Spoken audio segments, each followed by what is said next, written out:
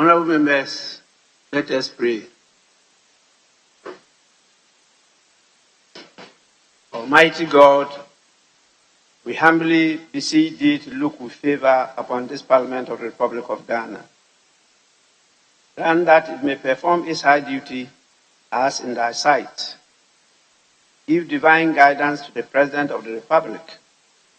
Endow members of Parliament and ministers of state with discernment and vision, integrity and courage, that through the labors of government, this land and people may be well and truly served, and that good purposes for the common human life be realized in our midst.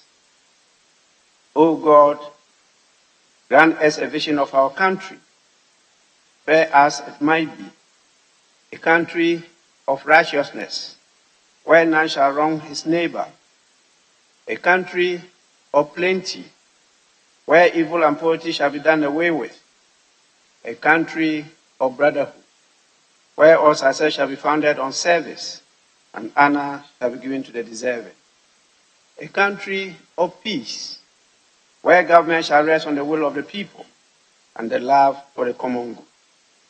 Bless the efforts of those who struggle to make this vision a living reality. Inspire and strengthen our people, that they may give time, thought, and sacrifice to speed the day of the coming beauty of Ghana and Africa. Amen.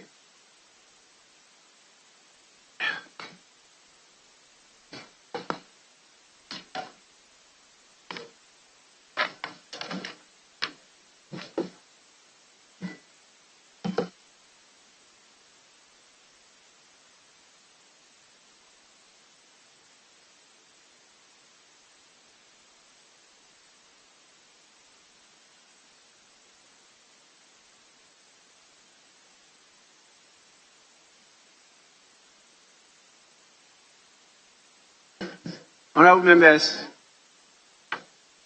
I hope you have copies of the order paper and the order paper addendum. There are two, order paper and order paper addendum. I have no message from His Excellency the President, and I don't have a formal communication to you today. So we'll go to item 4, correction of votes and proceedings and official reports. We will start with the correction of votes and proceedings of Wednesday, 7th June 2023. Page 1. Page 2. Page 3. Page 4. Page 5. Page 6. Page 7.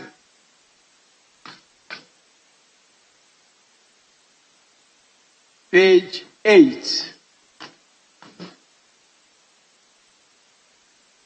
Page 9.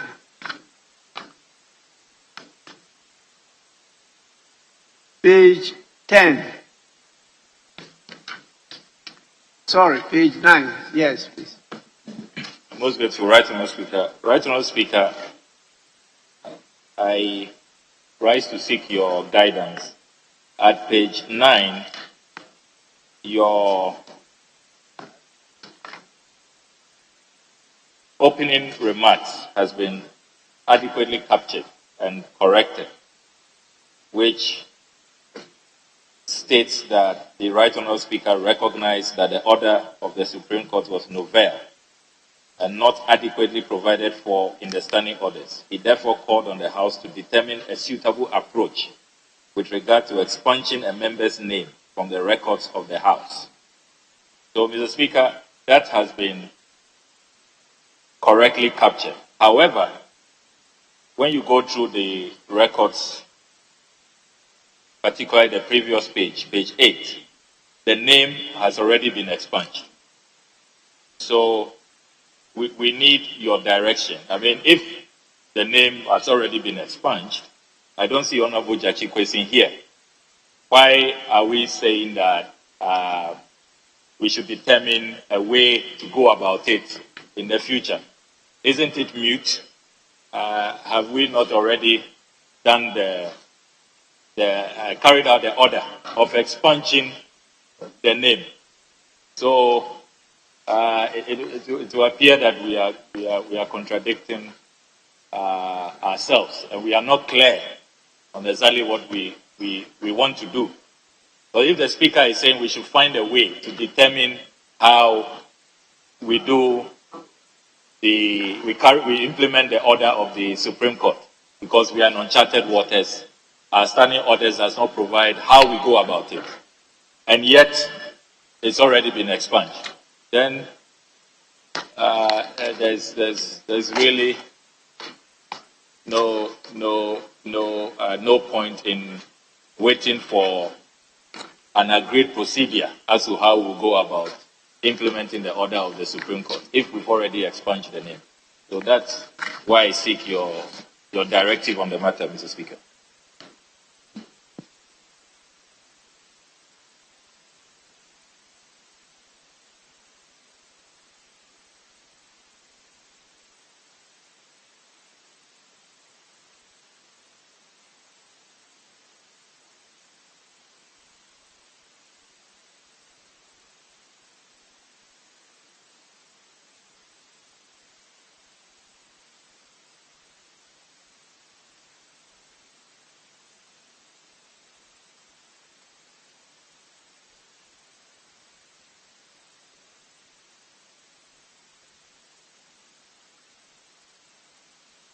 Yes, Honorable Haruna Idrisu. Mr. Speaker, the Honorable Ranking Member for Foreign Affairs, the Honorable Okujeto Ablakwa, is raising a very important issue. And Mr. Speaker, it's important that we situate the ruling of the Supreme Court within the spirit and letter of the 1992 Constitution and not take those matters lightly. And therefore, Mr. Speaker, may I with respect refer you to Article 2 of the Constitution, and I'm relying on 21A, no, 21B. Any act or omission of any person is inconsistent with or is in contravention of a provision of this Constitution may bring an action in the Supreme Court for a declaration to that effect. The Supreme Court shall, for the purpose of a declaration under Clause 1 of this article, make such orders and give such direction as it may consider appropriate for giving effect, or enabling effect to be given to the declaration so made. So, Judge made law. The Supreme Court has made a pronouncement. We have a duty to oblige and respect that mandate of the Supreme Court. Mr. Speaker, that is why in Article 93, it says that Parliament shall exercise its authority subject to this Constitution. So none of us operate in a limited space of the constitutional thing. So what the Honorable Ablakwa is saying is that, one, but I get your guidance. Your guidance is that when you talk about approach, because we didn't contemplate this in our standing orders, how to deal with it, we essentially will need to discuss it. And I'm sure you are referring to leadership, that how do we expunge the record? It is not just the name. It is not just the name. And he is gone through Hansard. And Hansard has captured. And we have so even, when you go through votes and proceedings, what is the essence of it? It is to establish that the veracity of the happenings in Parliament, one, had the participation of all members who were present, and if anybody made a contribution, Hansard will capture you appropriately. So, Honorable Ablakwa, I should be understanding Mr. Speaker to saying that it's a novelty because this is the first time you are having such consequential direction.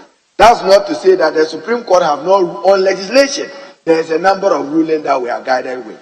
But specific to an individual, how to get his name and all his record expunged is what I think that Parliament must be guided. And probably, Mr. Speaker, as you consider the new standing orders, to contemplate how to deal with such matters. I thank you.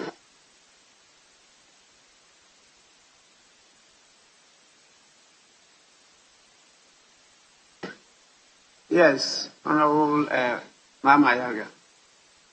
Thank you very much, Mr. Speaker.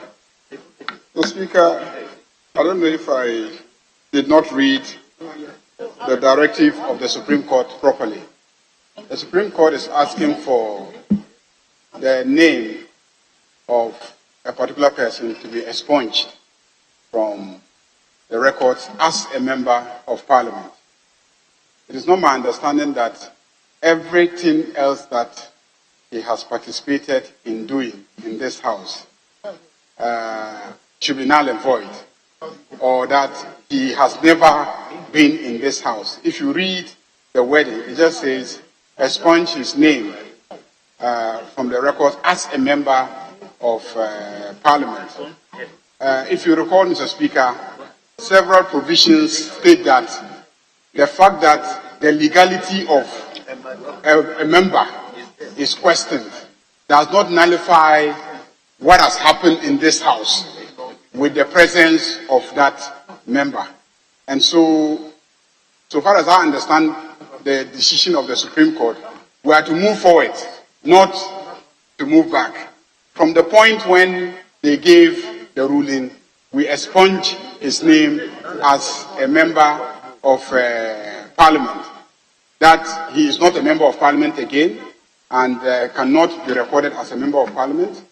But from day one till when the court declared that he is not a member of Parliament, I believe is taken care of by provisions that say that the participation of somebody who is not entitled to vote does not nullify the vote when it is subsequently determined that that person is not entitled to vote. It's there. So the court could not have been ordering us to nullify every decision that he participated in deciding. Thank you very much, Mr. Speaker.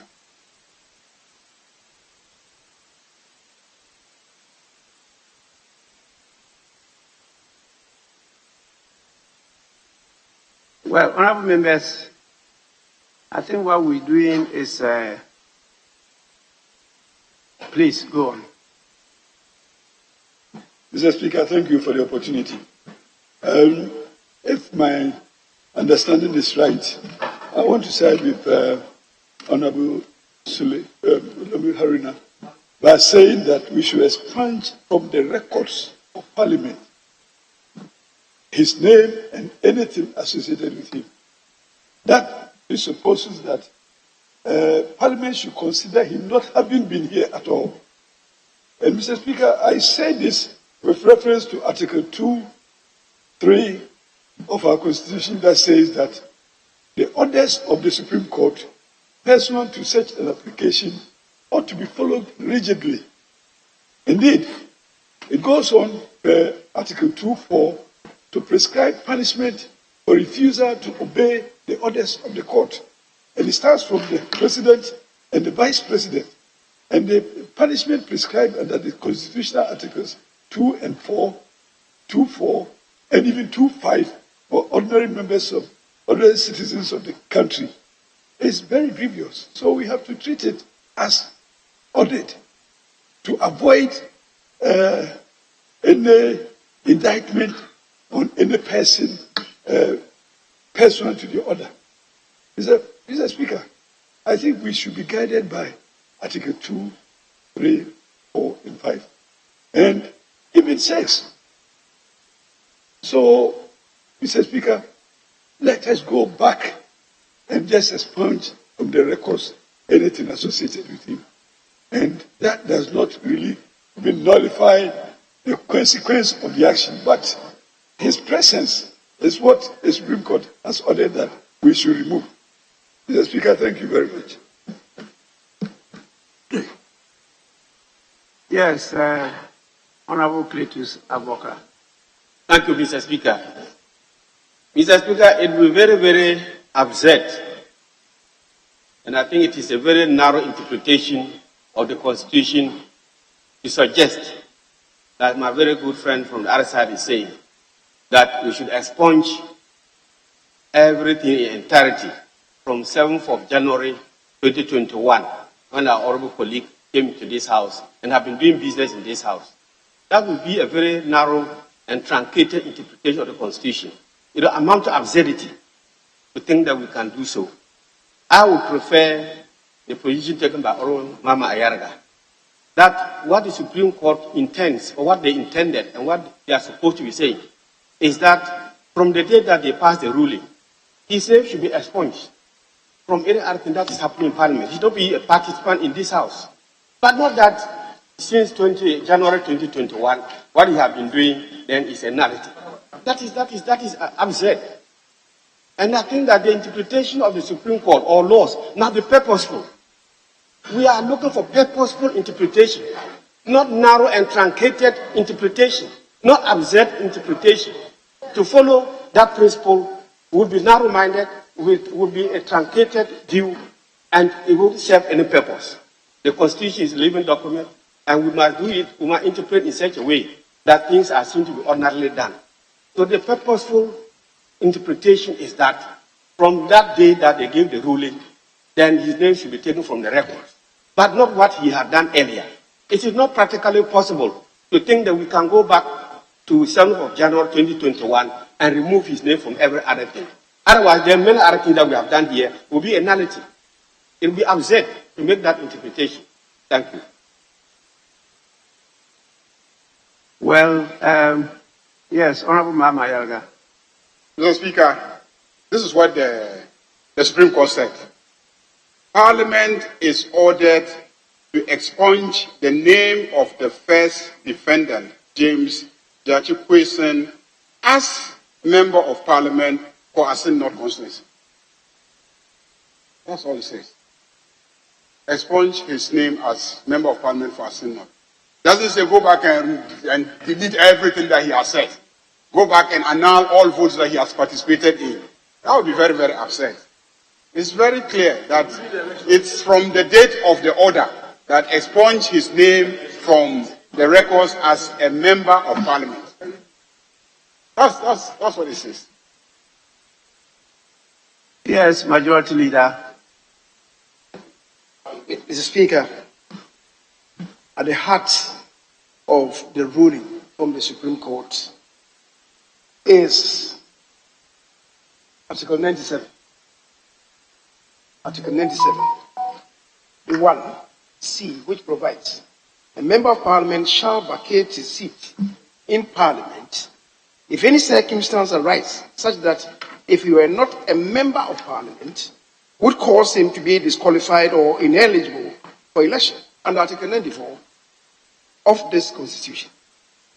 With the circumstances of his election, in my view, or my understanding of the ruling, is that at the very outset, if these facts surrounding his identity or allegiance to any other country apart from Ghana was known, it would have disqualified him under Article 97 1C.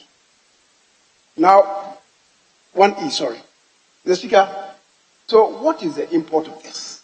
Of course, it's also constitutional that if a person is elected to serve on any commission, which that person perhaps was not qualified to sit on, and it's found out that he was not qualified to sit on that commission or committee or any other body, that person, thereafter, after it becomes known that he was not qualified, will have to be thrown out. It will not affect any decision that he might have participated in. That is constitutional. So I'm not too sure that we should really get ourselves embroiled in this. We shouldn't get ourselves embroiled in this. I think that should be the decision. Thank you. Minority Leader. Thank you, Mr. Speaker. Mr. Speaker, I think the right decision is what on the first day you made. Clearly, the word expunge, in my mind, is really very confusing. Whether or not this decision should be made from the very first day it came, and all the other decisions that has been made since he has been participating in the activities of Parliament. And that is why, in my view, you have suggested that there's a need to ask for clarification from the Supreme Court. And I believe that we should wait for that clarification to be very clear exactly what that ruling meant, and the word expunge, what that meant. And so I believe that we need to have that clarification from the Supreme Court. Well, I still stand by my ruling, and what has just happened is strong evidence that there is a need for clarification. Don't forget that the order is predicated on a number of declaratory rulings by the court. It was not just given in isolation. There were 4 earlier declaratory judgments before the order came as the 5th. If you read the judgment, and those earlier declaratory judgments stated that the election of the member was unconstitutional. The reasons for that were stated. And as a result of that, it was null and void and of no effect. Before the order came,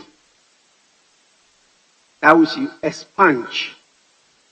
In fact, it did not say the Speaker should expunge. And it did not say any member of Parliament should expunge. And it did not also say the clerk should expunge. It says the institution called Parliament. That's straight from the Supreme Court. So that institution must carry out the order. The only way the institution can carry out the order is for the institution to reason together. And that is only done in a setting where the opportunity is given to members to think through it. And so members will now have to come out with how this is to be carried out. Is it by the table office, which they just did, and it has led to this objection, or is by the Speaker or the clerk, or all of us? The Speaker should give the directive. I don't want to assume powers that are not clearly spelled out in any law. I will not dictate. Where? No. If it's unclear, it's not the Speaker who dictates. So, I did indicate, and I mentioned to some members of the court, the Supreme Court, that there's a need for clarification, because expunge doesn't mean delete. Expunge doesn't mean delete. And that doesn't mean remove. Expunge means, my understanding of the word expunge, means something exists on record and it has to be erased. Now, they said name. And don't forget the earlier declaratory judgment talking about unconstitutional, null and void, and of no effect. It's like it never happened. And if it never happened, and that name has appeared throughout all our records up to the day the order was given, what happens to it? It means we have to go back to delete the name from all the records or what? I mean, these are genuine issues, and it's not for us. It's not for us to decide on what to do, because don't forget, as is clearly stated, the honourable member drew our attention to Article 2, 3, and 4. The consequences of failure to carry out the order to its fullest effect. But the fourth, that is 2.4, refers to personalities or office holders. That is president or the vice president. But if they had said the speaker, clearly I would have acted. But because they say parliament, and the speaker is not parliament. The speaker is not parliament. And so we are trying to initiate the process for you to maybe take the decision as to whether we should go back for clarification, or you will, by your decision, empower the speaker or the clerk to act. And then when the Supreme Court decides that we have not fully complied, then it's the House. It will not be the speaker or the clerk. It's all the whole House that will be mulched in the sanction, not the speaker or the clerk. So please, Parliament is not the speaker, Parliament is not the clerk. Yes, that's what they said. They order say Parliament.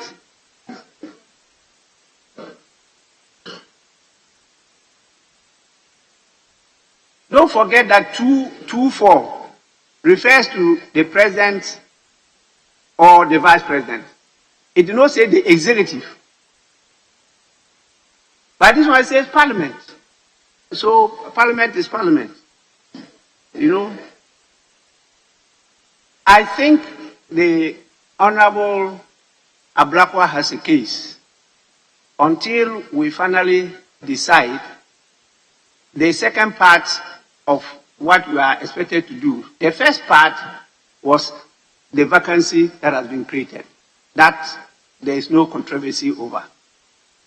And the law as to who should communicate to the EC is also clear. It's the clerk. The service is to the Parliament, and is served through the highest office holder in Parliament, the Speaker. And so the Speaker communicates to the clerk, please, this is what has happened. There is no doubt about the fact that a vacancy has been created. So communicate. So that one we've complied with it. But the second part, that's the second leg we are struggling with. How do we expunge his name? And that's what I think you need to come in as Parliament. And clearly this morning you showed that there's really the need for us to think through this matter. I will advise and direct, in addition, the table office to still allow the name to appear until we finally decide on how to expunge the name. They said, as a member of Parliament for Ascent North constituency. So we'll work on that. But now, let's do the correction of votes and proceedings. So tomorrow the name will appear as absent.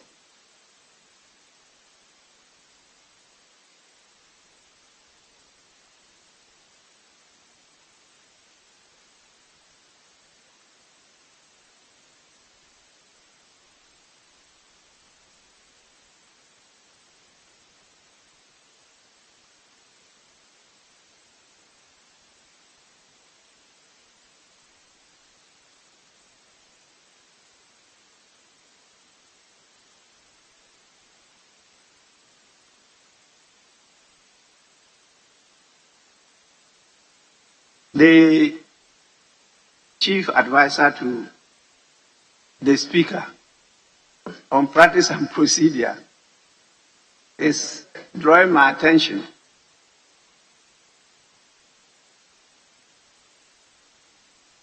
Yes, the chief advisor.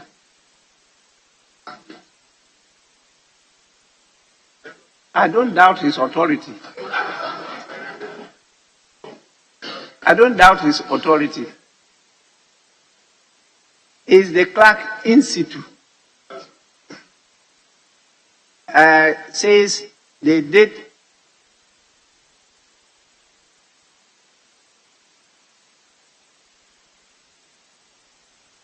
I don't know which term to use now.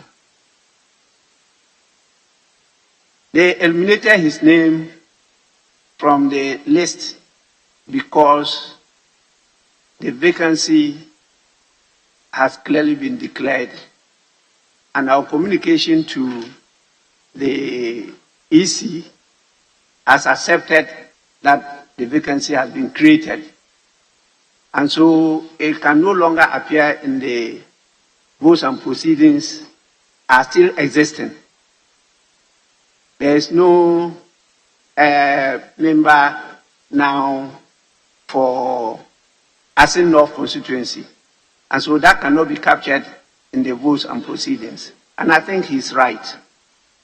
I think he's right. The challenge that we have is what to do with the rest of the name in the other records. And so those of you saying prospective, you know, when you are talking about prospective, there's nothing to delete or expunge because it doesn't exist at all. When you are talking about prospective, you only expunge something that is on record. And so I want to be guided on that because there are consequences. There is an effect, and we have to look at it together.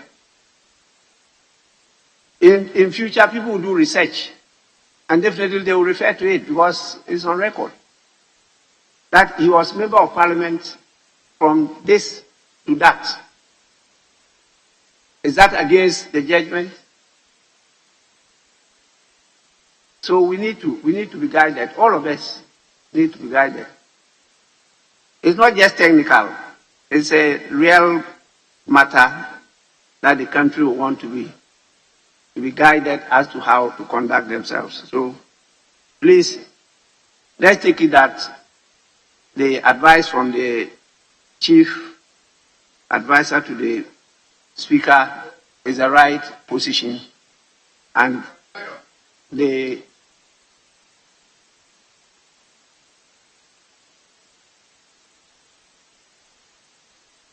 it's not a new terminology. It's used in our statutes and also in the literature that we have, that the clerk to Parliament is the chief advisor to the Speaker on practice and procedure of the House. So that is accepted.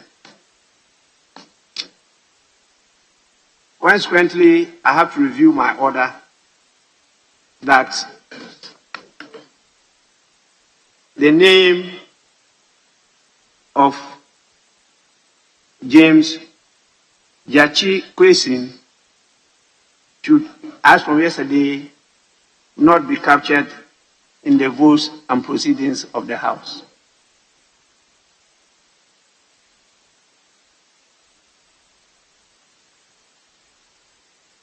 Page 9.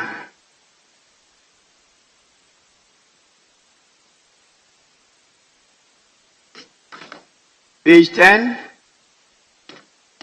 Page 11. Page 12. Page 13. Page 14. Page 15. Page 16. page 17. Honorable members, in the absence of any corrections, the votes and proceedings of the second sitting dated Wednesday, 7th June 2023 are adopted as the true record of proceedings.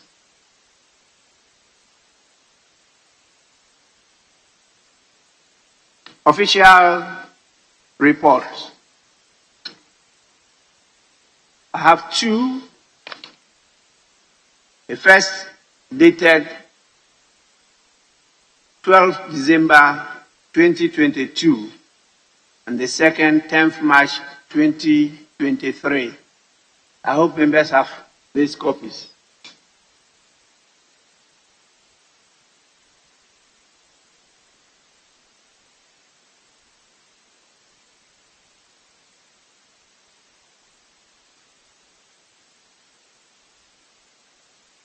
We will start with 12 December 2022.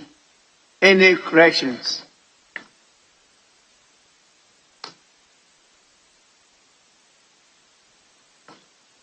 Yes, Honorable Blackwell.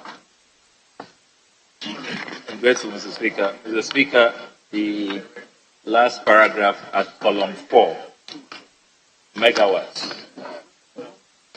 MW should suffice, so the S should be deleted, consistent with what appears on the cover page. That's the content section, item number III. Yes, the honorable member is correct. 132 MW. That should suffice. Able office kindly take note. Any further corrections?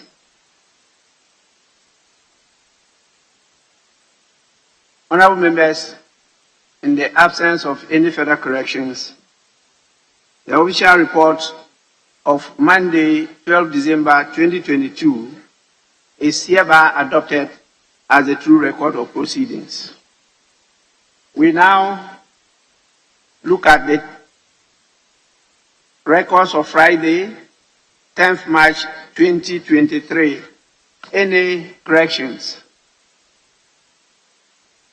Yes, Honorable Ablakwa. I'm grateful, Right Honourable Speaker. Right Honourable Speaker, please, the last paragraph of column 79. From that paragraph, anywhere NCA appears, it should be National Communications Authority. Communications, not communication. And same for the second paragraph of column 80, Dr. Ebedomane Buama as Minister for Communications, and all the subsequent paragraphs, they should be plural communications. I'm grateful, Mr. Speaker. Yes, table office kindly take note. The ministry is communications, not communication. Any further corrections? Honorable members, in the absence of any further corrections, the official report of Friday, 10th March 2023 is hereby adopted as a true record of proceedings. We now move to item 5. I am informed we have 3 statements.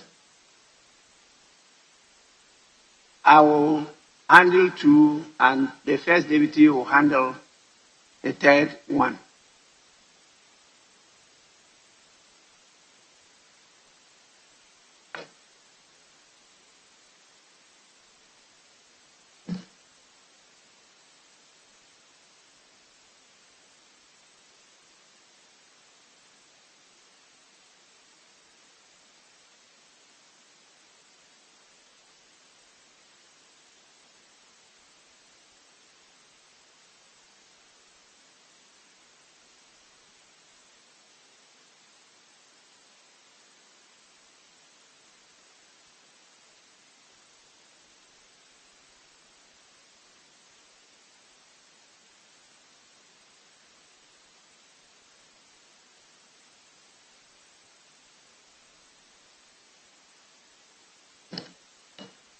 Honorable members, we will start with the statement by the Minister for Lands and Forestry.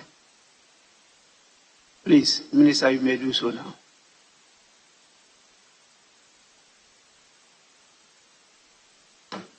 Thank you very much, Right Honorable Speaker, for this rare kindness.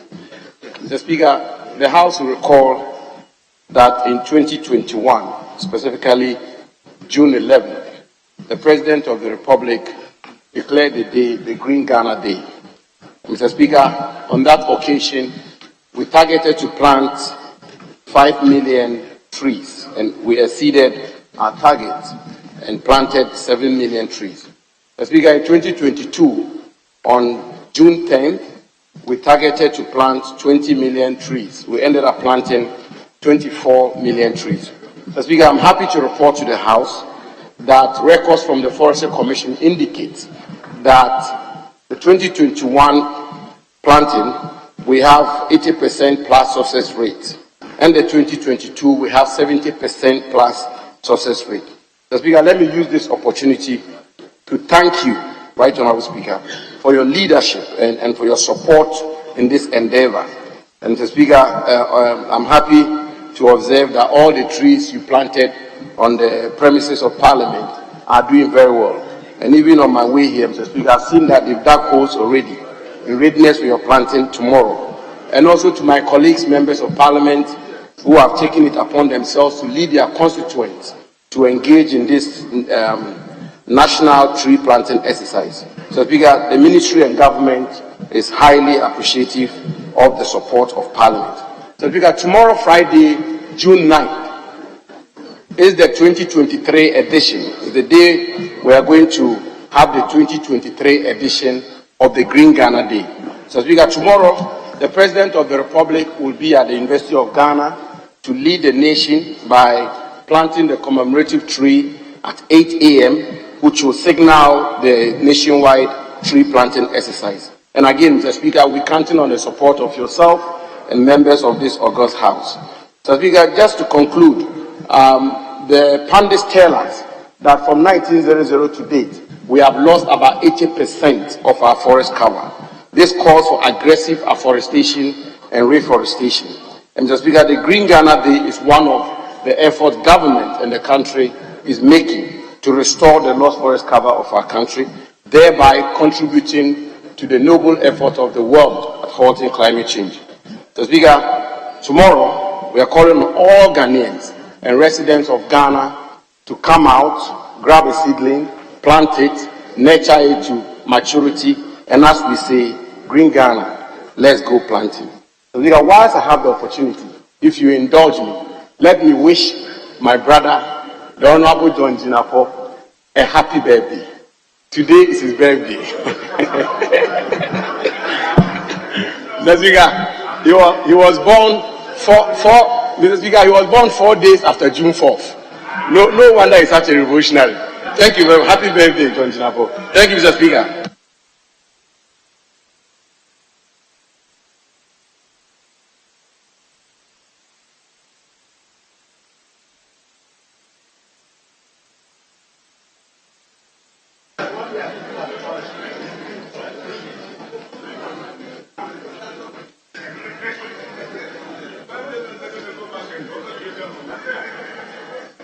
I will listen to remarks, very short remarks on this, because it's an annual event. So one from each side of the House.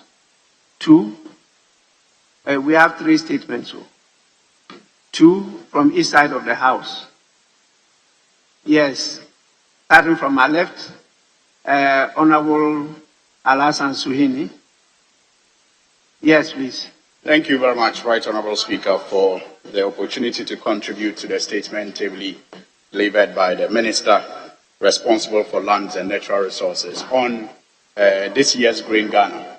The Speaker, Green Ghana was launched somewhere in 2021, and I do recall that we were all very hopeful that it was going to live up to its expectations. because, Mr. Speaker, climate change has become a worry, and the devastation at which our forests, especially in Ghana, are faced with is not something that anybody should be proud of. Mr. Speaker, however, it is important, and even as we are hopeful, we express these reservations that we ensure that initiatives such as this, good as they are intended, do not fall victim of corruption or do not become a victim of corruption. It does not become an establishment that is used to siphon money from the taxpayer. Mr. Speaker, and this is important because climate finance has to be, optimized for impact and effectiveness, and the way to do that is to ensure that strategies are put in place to change finance and to ensure that finance that is meant for climate change and its mitigation and its adaptation are not misapplied, and also give us less optimal, value. Mr. Speaker, this is the reason why, in the beginning, even as we supported this, we called for measures to ensure that we put in place anti-corruption measures that will ensure that investments were even attracted more from the private sector. Mr. Speaker, and it is not just a problem that Ghana has to deal with. If you look at the record, in 2018, for example, global climate finance totaled about $546 billion US. Out of it, about 59% came from the private sector, 41% from the public sector. 92% of it went into mitigation, 6% went into adaptation, and 2% went into dual benefits. Mr. Speaker, for example, I've come across a report that talks about REDD Plus in Indonesia, and Ghana is part of 65 partners that is part of REDD Plus.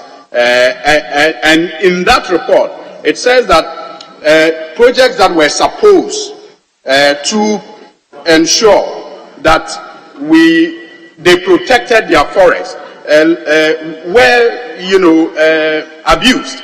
And it was supposed initially to conserve forests, and it suffered abuse, leading to illegal logging, artisanal mining, and palm oil plantation. And Mr. Speaker, you will think that reading this report, you are talking about Ghana. The report actually sounds like Ghana. For example, it is said that villagers reported that private companies paid bribes to local government authorities and police in return for the police looking away so that they could engage in these activities. Mr. Speaker, this issue of anti-corruption measures put in place when we launch initiatives such as this is especially brought to the fore when you look at the President's State of the Nation address in 2022.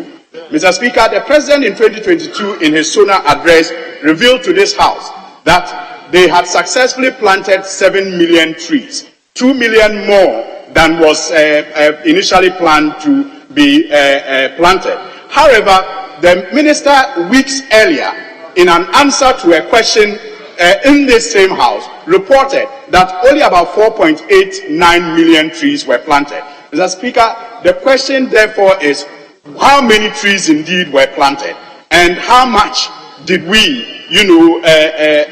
throw at the plantation of these trees? Mr. Speaker, and that is why it is important that this very well-intended initiative is not allowed to suffer the fate of maybe interventions in the past, corruption, and siphoning of money. Mr. Speaker, clearly, when I look at the measures that are put in place, for example, for accountability, to ensure that when we are told 5 million trees are planted, we indeed can see 5 million trees planted are not there.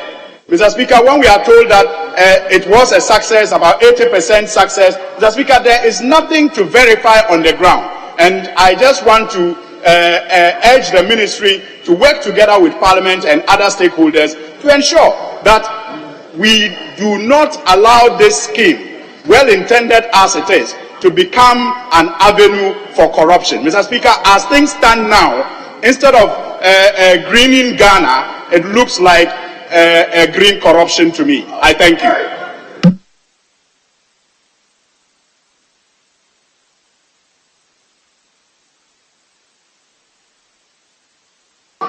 Yes, honorable member. Thank you, Mr. Speaker, for the opportunity to make one or two brief comments. Mr. Speaker, I thank you for the opportunity to make one or two brief comments on this statement ably presented by the Minister for Lands and Natural Resources. Mr. Speaker, the Green Ghana Initiative was launched under the theme Our Forests, our Health.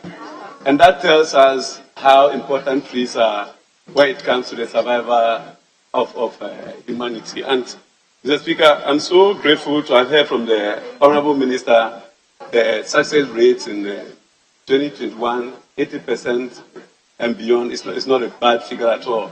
In fact, all I know, my worry was whether we have these follow-ups done day in, day out to assess the survival rate of the plants that we put on the ground. Mr. Speaker, 5 million plants in 2021, 24 million and above in 2022. If these figures are anything to go by, it means that we are making headway towards regenerating our forest reserves. Mr. Speaker, it was launched under the theme with the aim of speedily retrieving and revamping our degraded lands and restoring our green canopy cover.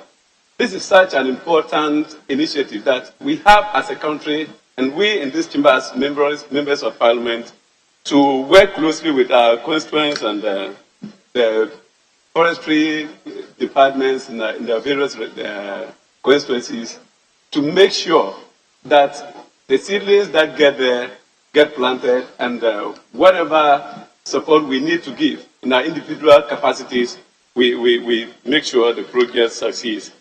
In fact, it was also aimed at creating jobs opportunities for young Ghanaians, especially in the green businesses in the Ashanti and Western regions. Mr. Speaker, if young Ghanaians would take advantage of this, raising of seedlings alone stands to create job opportunities for them. And I think that, I don't know how the seedlings are raised, but I think the Honorable Minister with the ministry would have galvanized the youth around this country to make sure that the seedlings are raised within the constituencies so that transportation and all of that do not become a problem. Some benefits we derive from such initiatives, especially the protection and rehabilitation of watersheds, also the increased carbon storage. There's so much cry around the world about climate change. And if we have the way of rejuvenating our forest covers and making sure that the carbon being discharged through our industrial interventions in one way or the other is reduced, I think it keeps us in a better position as a country and as a race to have successful and elongated lives. Mr. Speaker, I am a little worried about the honorable member that just spoke before me. I don't think it is important as a country and as political parties to seem to be attacking every good initiative. He himself admitted that it's a well-intentioned initiative, but where he's impugning corruption and all of that, I don't think it is the case. And I want to thank the Honorable Minister and the Ministry for the initiative. And unlike other administrations that brought in seedlings in March and April, this is the appropriate time for anybody who intends to plant a tree to bring in seedlings. So we don't have to, even given the timing of the initiative, it tells you that this is not like we have had, and we will not have Honorable Abu Jinapur leading such and let me excuse my language, describe it as a pseudo. So, Mr. Speaker, I think that this is something we all need to support as members of Parliament and to contribute our quota in getting our forests rejuvenated. I thank you for the opportunity, and I thank the ministry and the minister in particular. I believe and I know with such initiatives and with Honorable Abu Jinapur in the lead, Ghana will be green. Thank you for giving me this opportunity. Round of applause, Speaker. Yes, Honorable Rashid Philpo. Thank you, Mr. Speaker. Mr. Speaker, let me thank the Minister for Lands for this statement and to say that it is very important for us to be serious in issues that are brought here that are policy guided and that have a consequence in building the future of this country. Green Ghana is one of them. And we have often given our absolute support to him and to the government in championing the cause of Green Ghana. The Speaker, this is important because the total effect of what we are doing to our lands and our forests and our rivers is telling on us immediately and in the consequence into the future.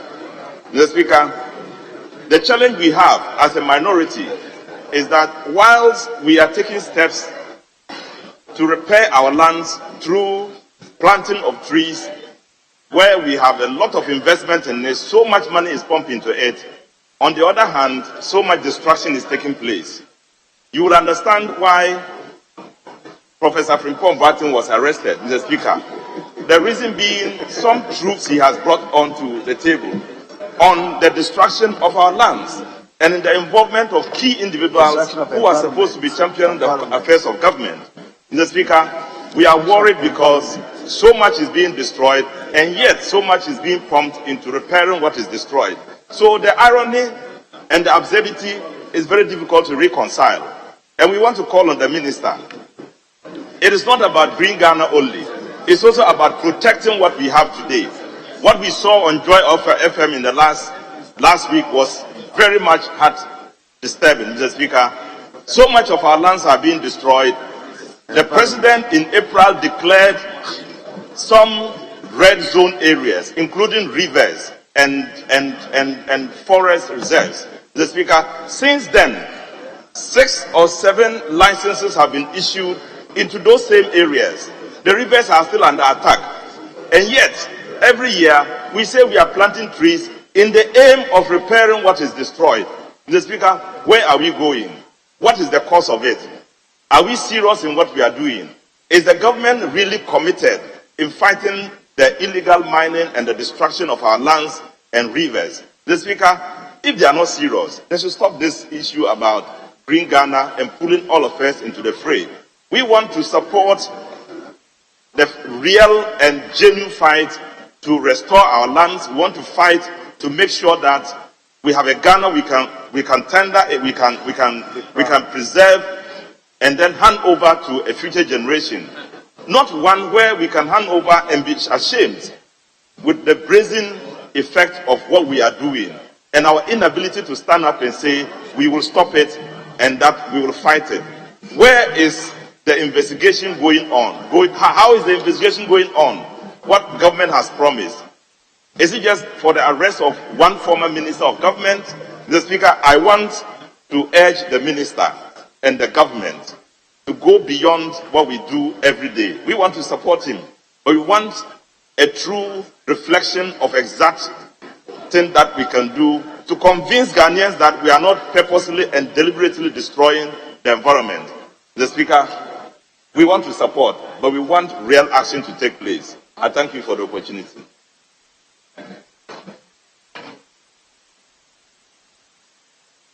You have one person to make remarks.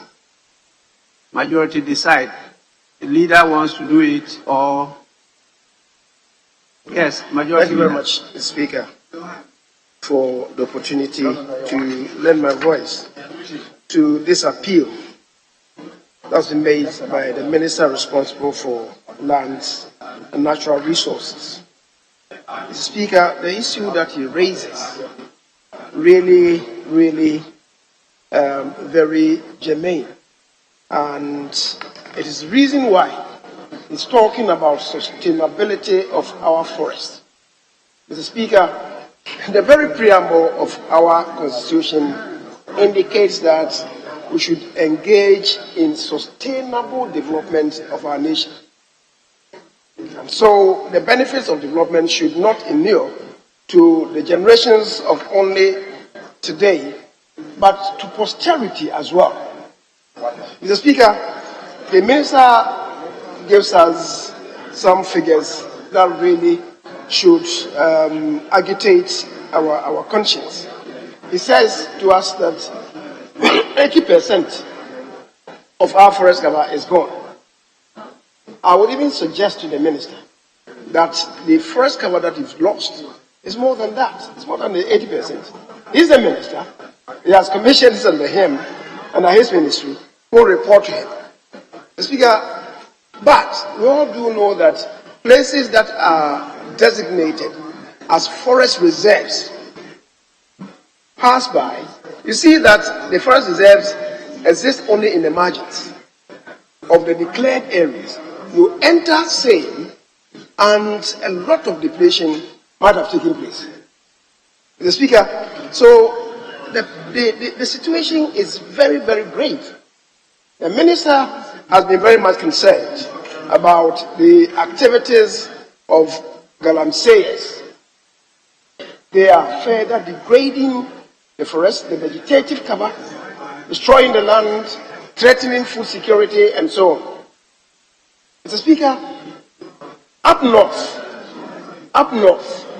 the few trees that are left are still being harvested for purposes of charcoal. And I keep saying that whereas we do so in the northern parts of Ghana, you cross to Burkina Faso, the southern portions of Burkina Faso, which are drier than the northern portions of Ghana, are greener, rather paradoxically, than the northern section of Ghana. Which means that we should redouble our efforts. Mr. Speaker, the effort of the minister is very commendable. But as I said last year, if we have lost so much, and the timber species that we have lost in this country is over 800 million. If you are going by what is being done now, about 5 million, Mr. Speaker, 5 million or 10 million, how long is it going to take us to replenish the stock? Assuming we are not even cutting any trees. If you are doing 10 million, Mr. Speaker, 800 million lost.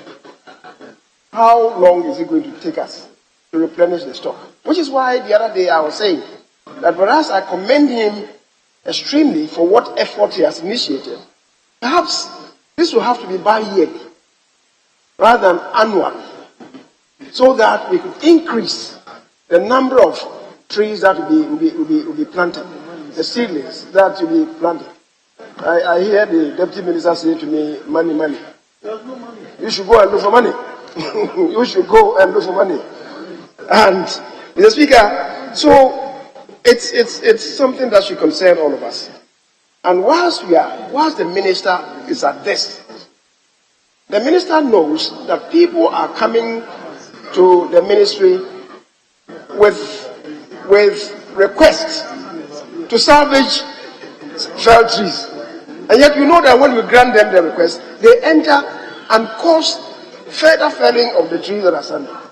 I should think that you should stop issuing licenses to people who pretend to go and salvage trees that are felled, but they know that no such exists.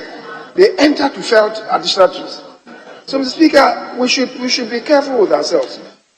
Having said so, the minister knows that, and in fact, all of us do know, that there are some trees that are nearing extinction in this country. Asamfina, Kokrobia, Odum, Redwood. The Speaker, some of these trees, even when you plant them, it takes about 200 years for them to mature. Mr. Speaker, I'm being reminded by the Deputy Minister that what we have here is made of asamfina. The dispatch box. And now you can't even have it. You can't have it. The few that exist now are in the forest close to La Côte d'Ivoire. You can't get them. In Ashanti, it's gone. In Brahafo, it's gone. So, Mr. Speaker, we should redouble our efforts. We should redouble our efforts. Because the one village, one dam was supposed to complement the effort of the ministry. Where are we with that? Because they are supposed to provide some water for us to irrigate wastelands and what we plant. Where are we? We should go back to it and reinvigorate that scheme in order for it to be able to supplement the efforts of the minister. So, Mr. Speaker, the minister has a Herculean task. Ghana, indeed, where we are, we should all recognize that we are at a crossroads. Today, and I was referring to this the other time, the waters in the Pra, which were drawing to irrigate the sugarcane lands at Commander, cannot be relied on again. It's gone. All the fish in Pra are gone. Where are we? Where are we? So, Mr. Speaker, it should not be left on the shoulders of the minister alone. All of us should contribute our quota in assisting the Ministry of Lands and Forestry to reposition this country. All the timber firms are gone. In Kumasi, all the sawmills, except just about 5% of them, are operating. And those of them that are even operating now are operating less than, 40%, 30% capacity. Today, you can have all these. When you see timber being carted from the forest, chances are that it is cyber, Onyina, for the manufacture of plywood. You can't get the traditional trees any longer. And some of these people are importing timber from Cameroon. Some of the mills are importing timber from Cameroon. How long can we tolerate this situation? Today, you want timber members for roofing your building. You cannot. You cannot have it. You have to go for metal trusses. That's the extent that we are heading to. And Mr. Speaker, we should encourage the minister and offer him the assistance that he needs to go on with this effort. As for people saying that the system is riddled with corruption, I'll leave it to the minister to provide adequate response. But that should not, Mr. Speaker, derail the efforts of the ministry in promoting this very noble scheme. Mr. Speaker, thank you very much for the opportunity. Yes, Minister.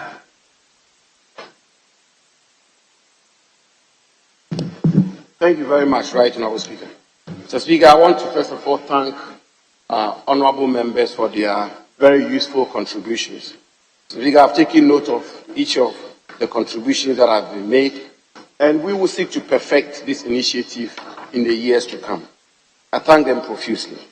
Mr. Speaker, one or two matters I believe, given that this house is a house of record, I should set the record straight. Mr. Speaker, when we plant these trees, the Forestry Commission takes a period of time to be able to come to the conclusion as to how many trees have been planted. So, for example, tomorrow, the Forestry Commission will give out seedlings.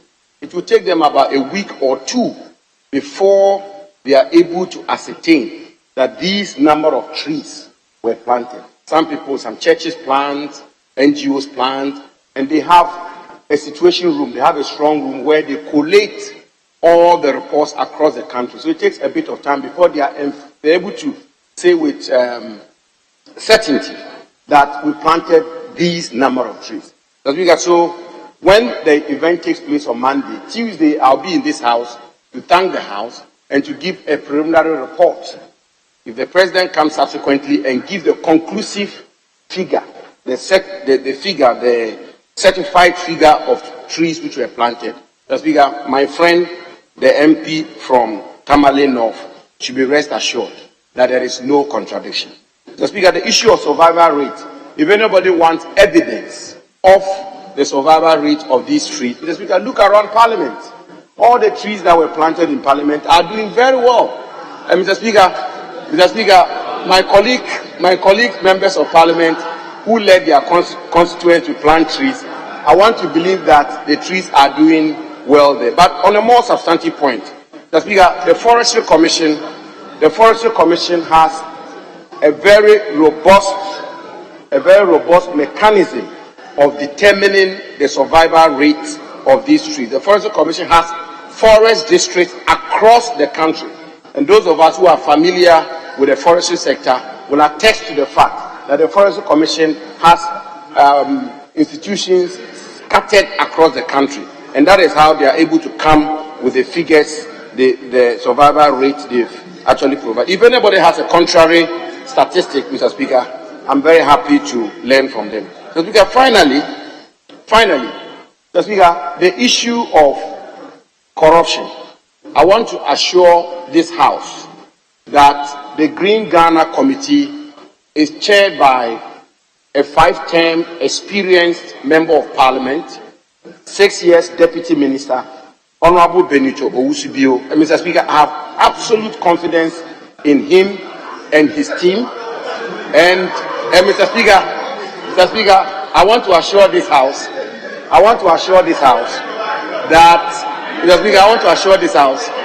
that the accounts of the Green Ghana Committee gets audited each year. In 2021, the accounts were audited.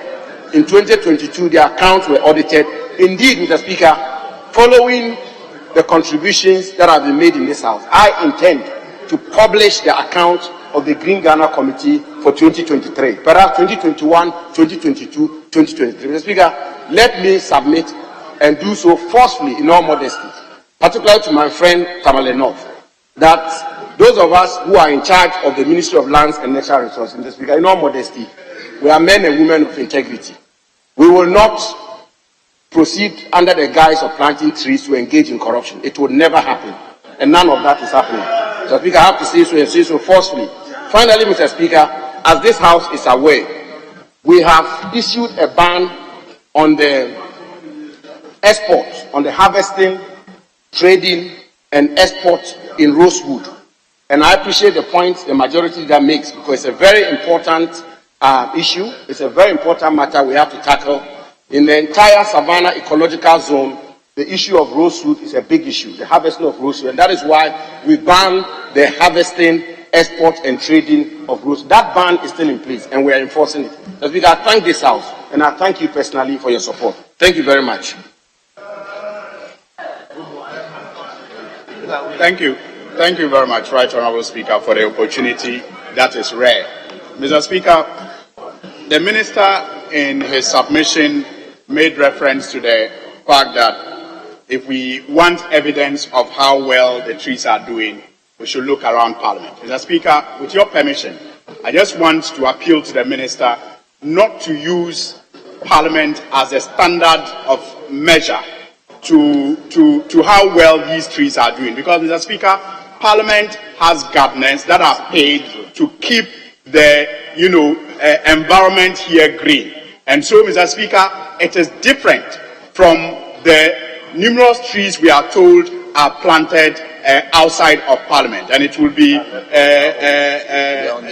if you like, it is unacceptable to use Parliament as a standard to say that because trees planted in Parliament are doing well, then trees all over are doing well. Mr. Speaker, I just want to conclude by reiterating the point. Honourable Yes, sir. Member for Tamal North. Yes, sir, Mr. Speaker. I gave you the opportunity under Order 86, 4 and 5.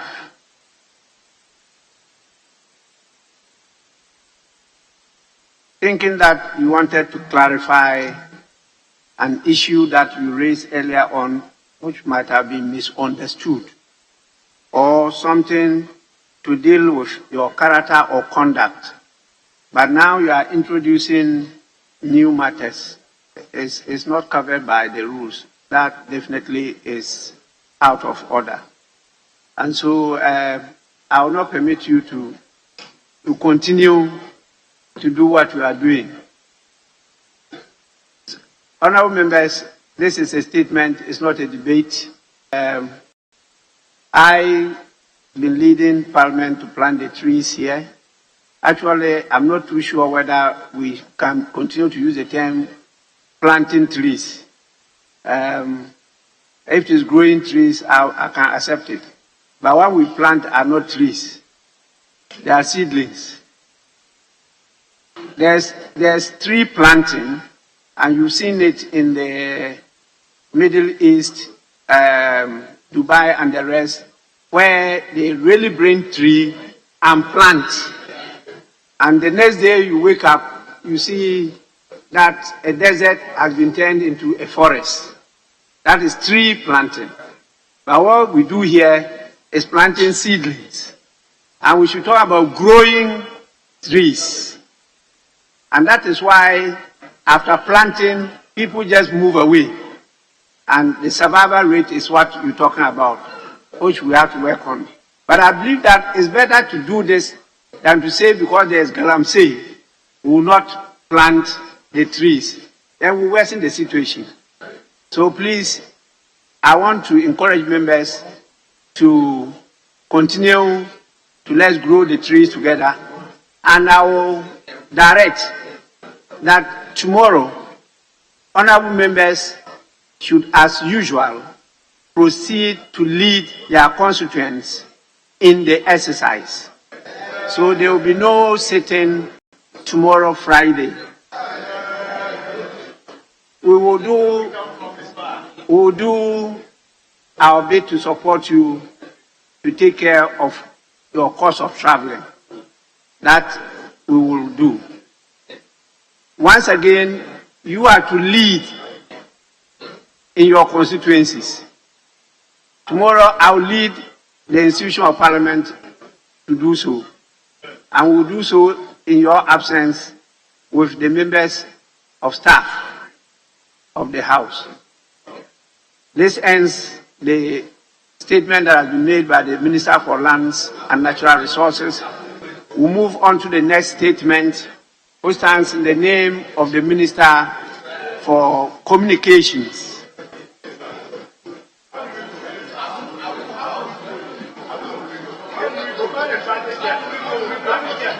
Honorable members, we're not listening to the speaker. I stated how you go. Yes, Minority Leader, any issue? Mr. Speaker, I wanted to be clear about the statement that were you saying that we are all going to participate in the constituency, so we are not sitting tomorrow? I wanted to be very clear. I was very clear that there will be no sitting tomorrow. No sitting tomorrow. Members have to go and lead their constituents to grow trees in their constituencies. I will do so in Parliament, and I will be supported by the members of staff of the Parliamentary Service. Yes, Minister, Deputy Majority Leader. Mr. Speaker, if you may be pleased, I wanted to seek your guidance. If you may be pleased, I wanted to seek your guidance on Order 865. Order 85. 865, Mr. Speaker, with respect. 865. Yes. Yeah, Mr. Speaker, a while ago you granted leave for Honorable Suhimi to come back under 865. And the subject matter for consideration was statement. So, Mr. Speaker, I just wanted your guidance on the subject matter for consideration was statement. Mr. Speaker, the Honorable Minister for Natural Resources was before us on a statement. You are granted, yes. So, Mr. Speaker, I wanted your guidance just for general application purpose. Honorable Member, I was very clear that I was adopting Order 86, 4 and 5, thinking that he was coming to clarify an earlier statement that he might have made in his contribution or remarks. But that was not what he was doing, so I ruled him out of order. Yeah, but yes, Mr. Speaker, I agree with you on that. But even so, the premise of your order was to the effect that he needed to clarify. But Mr. Speaker, I was looking at the question. Mr. Speaker, if you may. Honorable Member, I said I was adopting. Okay, Mr. Speaker. I didn't say I was applying. Very well. Mr. Speaker, in other words, mutatis mutandis. That's Adopting with the requisite modification. Mr. Speaker, in other words, I want them to know how. No, this is not challenge. You see, I want you to know what Mr. Speaker was doing. Mr. Speaker, you have done something they didn't follow. All I'm trying to do is to help them to follow you. Yes. Mr. Speaker, thank you. So you are applying the rule mutatis mutandis. I agree.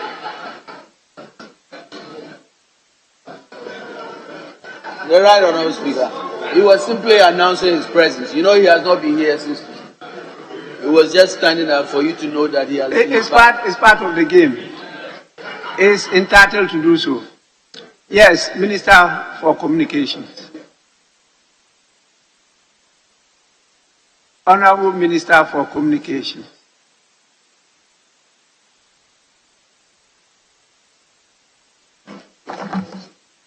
Thank you, Mr. Speaker. I thank the House for granting me this opportunity to present an update on the National SIM registration exercise we began some 20 months ago on 1st October 2021, which has finally come to an end with resounding success.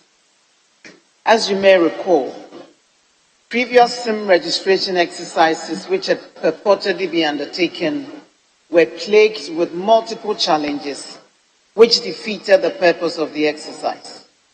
These included the use of multiple IDs, including the driver's license, voter's ID, national health insurance cards, and passports, with no means of verifying their authenticity.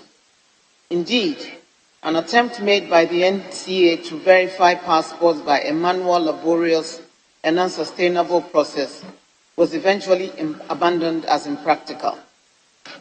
This lack of verification allowed the agents of mobile network operators to use fake IDs and valid IDs of unsuspecting individuals to pre-register SIMs for sale. The databases created were also unreliable, leading to the inability of security and law enforcement agencies to trace IDs of individuals involved in SIM-related breaches of the law.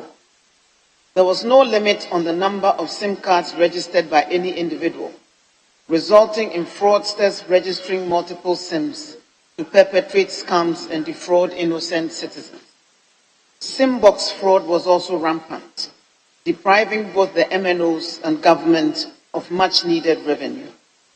The lack of a central SIM registration database disabled the regulator, NCA, from independently and adequately monitoring registrations that had been completed, as well as the activities of the MNOs regarding SIM registration.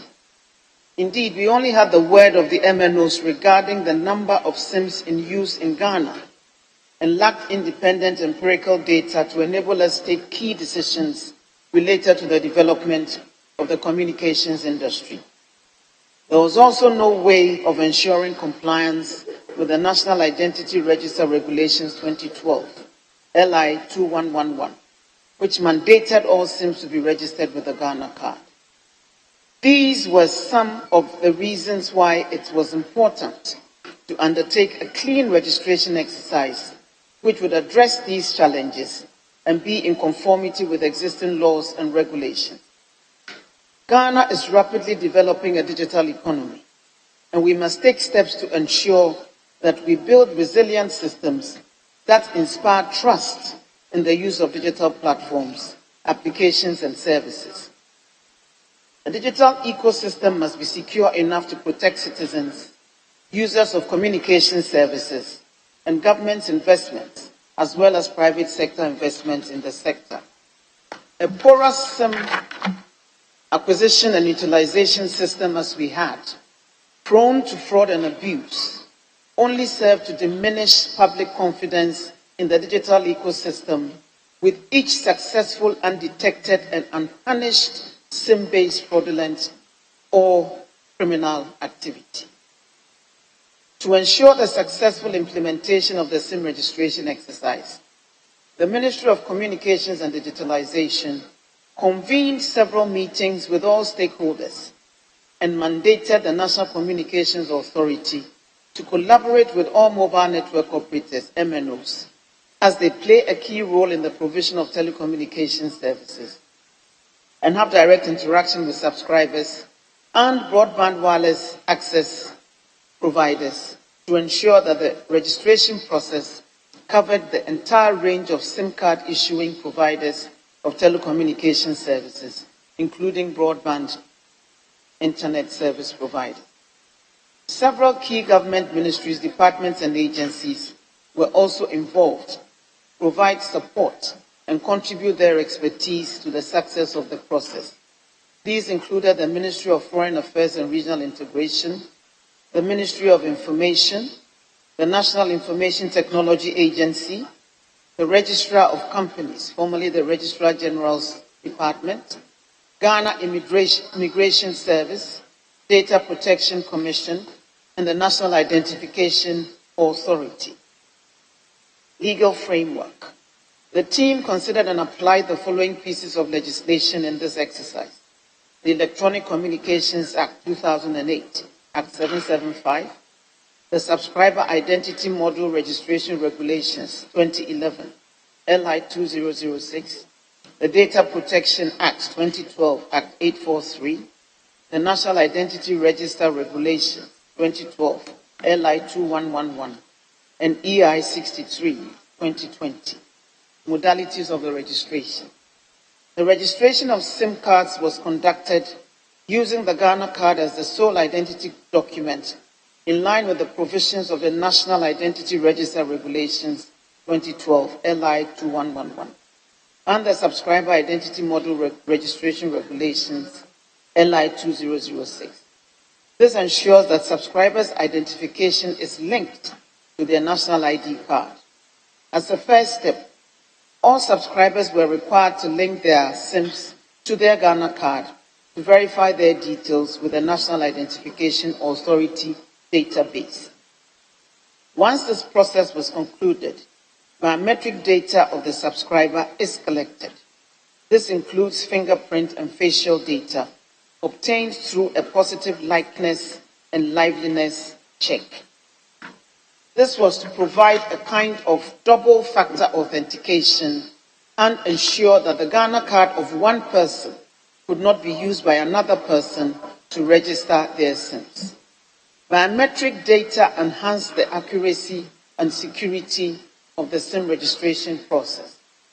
The exercise imposed limits on the number of SIM cards an individual could possess. Each citizen and resident foreigner with a Ghana card, and resident foreigners have the non-citizen Ghana card. So they are allowed a maximum of 10 SIM cards, while foreign visitors are limited to 3 SIM cards across all networks. A central SIM register has been established to serve as a central repository of SIM card information and enhance regulatory oversight and security. To facilitate the process and provide guidance, 2 committees, namely the Technical and Communications Committees, were established, and an operational support center was also set up at the NCA to assist consumers and the general public with any issues related to the registration process. Extensions of the exercise. Within the 20-month period of the SIM registration exercise, we've extended deadlines 7 times in a bid to encourage people to register their SIMs. The notable dates of the SIM registration exercise are as follows. It started on 1st October 2021. The first deadline was 31st March 2022. No action was taken. The second, and it was extended to 31st July 2022. No action was taken yet again. And it was extended to 31st August 2022. Blocking of SIM cards that had not completed registration was announced on that date. However, punitive measures actually started on 5th September 2022 for 1 week. On 12th September 2022, services were restored to encourage people to complete the registration process. And the deadline was extended to 31st October 2022. On that date as well, no action was taken. And it was extended to 20th November 2022. On that date, data services were barred for SIMs that had completed stage 1, but not the second stage of the exercise. SIMs were blocked and deactivated from networks over a 3-day period from 30th November 2022, which was the 6th deadline. And then the deadline was extended to 31st March 2023 for all SIMs to be registered. On 31st March 2023, no action was taken, but the final deadline was announced, which was 31st May 2023. And on that date, all active and registered SIMs were blocked from accessing telecommunications services, including voice, text, data, and mobile money. Clearly, this has not been an easy journey.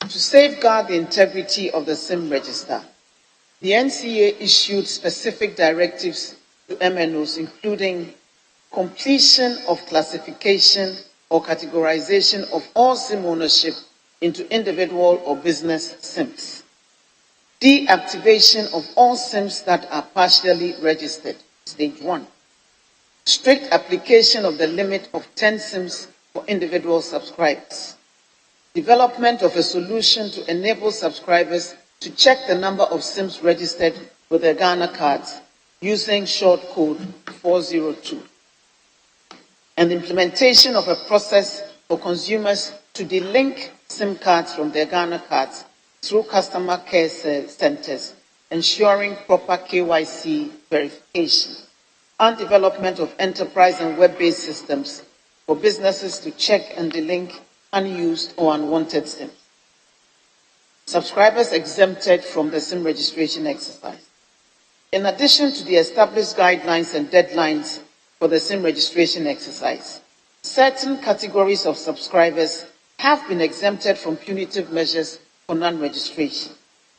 These include exemptions for individuals without Ghana cards who notify the NCA with proof of application for the Ghana card, subscribers outside the country, and subscribers facing genuine challenges during the registration process.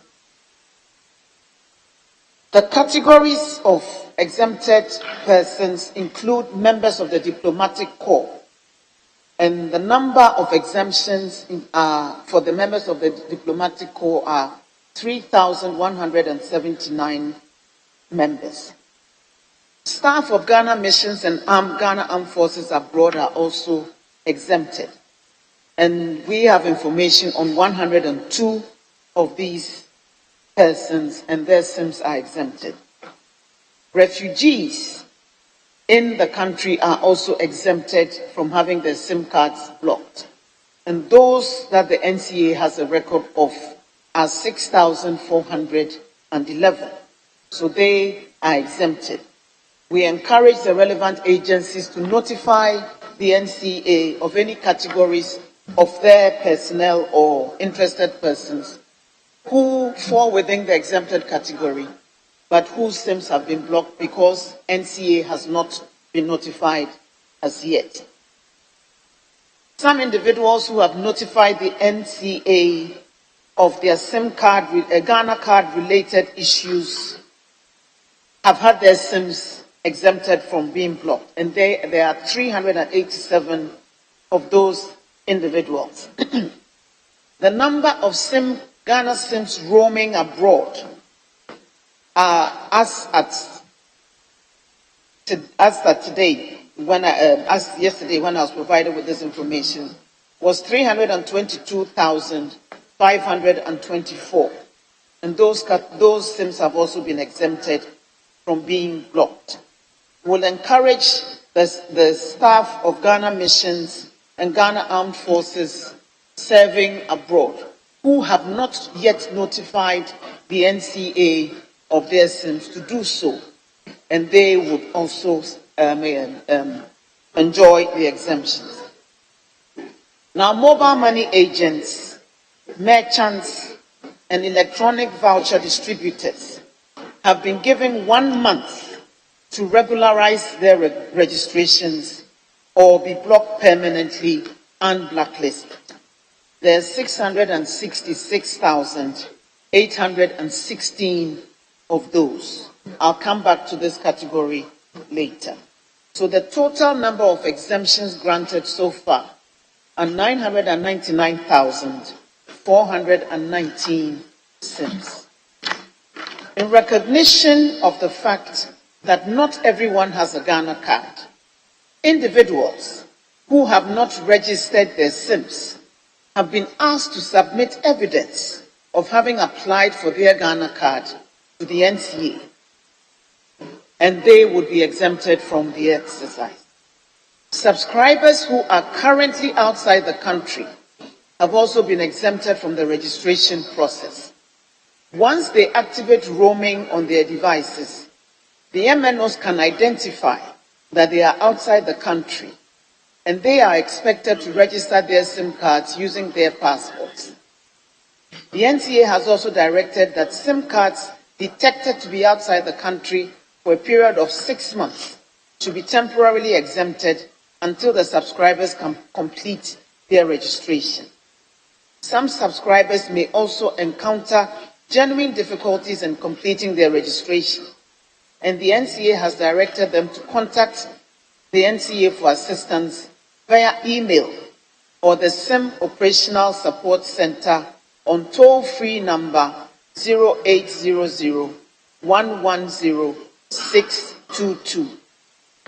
The complaint will be investigated, and they may temporarily exclude the affected SIM cards from punitive measures until their concerns are resolved.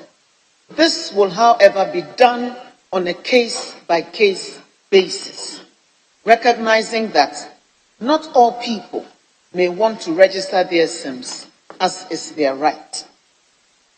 Challenges, issues arising from the current SIM registration exercise. One issue that emerged was the registration of more than 10 SIMs per individual subscriber. Only corporate entities are allowed to register more than 10 SIMs. However, some subscribers registered more than the permitted number across various network operators due to the incomplete classification field for SIM registration shared with the Central SIM Register. Mobile network operators then requested time to reconfigure their databases to properly classify those registrations, leading to this loophole. This has since been resolved, with subscribers able to check how many SIMs are linked to their Ghana cards through a dedicated USSD code, 402. The central database has also been updated accordingly. During the initial stage of the SIM registration exercise, some MNOs continued to use their old legacy platforms for registration, and this led to abuse by certain agents in the registration process during stage 1. And the NCA directed the MNOs to continue using their legacy platform and complete the full SIM registration process, including biometric capture, as directed. The NCA also outlawed the short code 402 to let people check and rectify any discrepancy. It is important to note that the legacy platform only allowed completion of stage 1, which does not require biometric data, and therefore could not complete the process. There were claims of database breaches during the exercise. Upon investigation, no unauthorized access or breach of the SIM registration database was discovered. The identified abuses during stage 1 were resolved and did not involve unauthorized access to the SIM registration database. No one's identity or personal information has been stolen or compromised in this process. From 1st June 2023 to date, the NCA has been monitoring the situation, and it is interesting to note that at the MNO's customer care centers, there are people who have Ghana cards who had simply not registered their SIM cards. This demonstrates that even if there had been another extension of the deadline, we would still have had people who would simply not have registered their SIMs. They probably assumed that, as is characteristic of Ghanaians, a little public outcry would have led to a knee-jerk reaction of truncating this exercise. But with the enforcement of the deadline, these people have now lined up to register their SIMs, knowing that we're serious about this exercise. Some people who also use their lack of a Ghana card as an excuse not to register are now finding means of acquiring the Ghana card, or have reached out to the NCA, as they had earlier been directed to do, to ring-fence their SIMs while they await their Ghana cards. We will not encourage any anonymity in this exercise and reiterate that those who have genuine challenges acquiring the Ghana card to complete their SIM registration should contact the NCA with evidence of applying for the card, and their challenge will be addressed after investigating it. We continue to encourage the NIA, the National Identification Authority, to assist people to acquire their Ghana cards. We've also been made aware of the difficulty facing subscribers in accessing their funds on their mobile money wallets. These subscribers will not be able to transact any mobile money related activity. However, MNOs are working with the Bank of Ghana to ensure that these subscribers can retrieve their funds on the presentation of a valid ID and completion of the relevant KYC process. To transact mobile money related activity, the subscriber will have to complete their registration for the MNO to reactivate the SIM on the network. Mr. Speaker, this is an area where multiple regulatory mandates converge, and it is absolutely critical for the regulator of financial services in Ghana, the Bank of Ghana, to collaborate closely with the regulator of the technological and telecommunications platforms that deliver those digital financial services, the National Communications Authority. I said so during the passage of the Payment Systems and Services Act 2009, Act 987, in this very House and in other fora, and was ignored. I hope we've now learnt our lessons and will desist from unnecessary turf wars. Honorable Minister, your statement has gone beyond the limits of a statement allowed in the House. This you should have done in another forum. If you go through Order 72, you should have limited yourselves to facts which are deemed necessary to be made known to the House. This detailed, comprehensive rendition that you are giving us, it should have been done outside. But if we allow such statements, we will never conduct any business in this House. So please, you may wind up. The First Deputy Speaker is to take the chair. We have another statement pending, and there are some more business.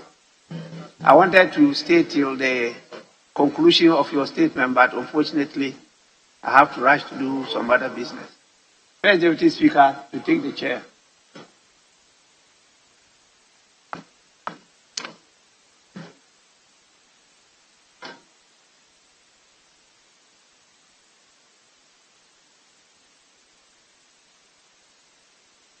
Thank you, Mr. Speaker. As I was notified on Tuesday that the Business Committee had programmed for me to provide an update on the SIM registration exercise to the House, I was of the opinion that it would be important to brief the House fully on the SIM registration exercise, since it was of such a topical nature and had found its way into the business statement. I didn't request to make the statement, but I was directed to make the statement to the House. So I will be guided by the chair. Kindly, are you interrupting? Kindly proceed and conclude. Oh, wait, let me listen to the deputy leader. Yes. Mr. Speaker, I need your guidance on the Order 72. Mr. Speaker, quote, a Minister of State may make an announcement or a statement of government policy. Any such announcement or statement should be limited to facts which it is deemed necessary to make known to the House and should not be designed to provoke debate at this stage. So, Mr. Speaker, going through it, no such thing is said about time. So I was trying to seek your guidance on what. Please come and continue. Yeah, sure. I wanted to seek your guidance. An invitation is declined. Very well. Minister, come and continue. If it pleases Mr. Speaker to do so. I'm obliged, sir. Honorable Minister, you may. Oh, sorry. Yes, Honorable Deputy Leader.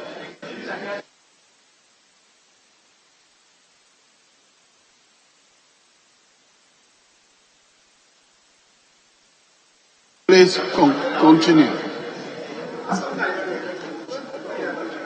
Mr. Speaker, thank you for your guidance in this matter. Another concern received is the claim that some agents are charging subscribers to register their SIMs. MNOs have been directed to inform their agents to desist from this practice, failing which any agent caught in such an act will be punished. I'll urge any victim of this illegal act to notify the NCA promptly, and action will be taken to deter this practice. I've also heard some people complain that though they had registered their SIMs, those SIMs were blocked. My information is that several of these complaints are from people who did not complete the second stage of the process as required. Such people should contact their MNOs to have the issues resolved, and owners of the SIMs will get their numbers back after duly registering. They must, however, act timeously, as the NCA will shortly announce when this moratorium will end, after which all unregistered SIMs will be permanently blocked from the next networks. If your line has been blocked and you still need it, please go and register. There may, however, be some whose SIMs are blocked inadvertently, even after full registration.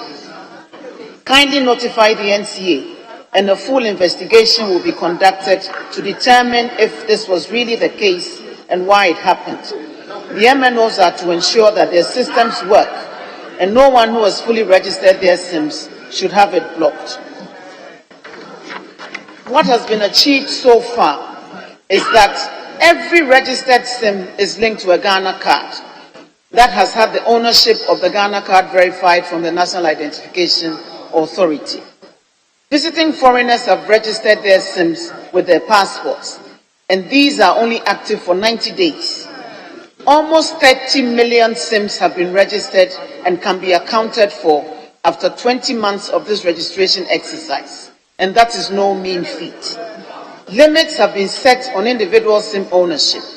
As indicated earlier, Ghanaians and resident foreigners are limited to 10, visiting foreigners have 3, and corporate entities do not have any limit. However, their SIMs are linked to the Ghana card of a director of the corporate entity.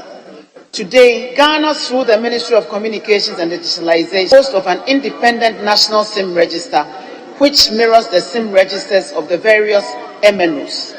For the very first time in our history, we can accurately project the impact of decisions and actions taken by stakeholders without hazarding guesses. This database is also in the process of being linked to other institutional databases like the GRA to create a data lake and have a more accurate picture of mobile usage and spending patterns.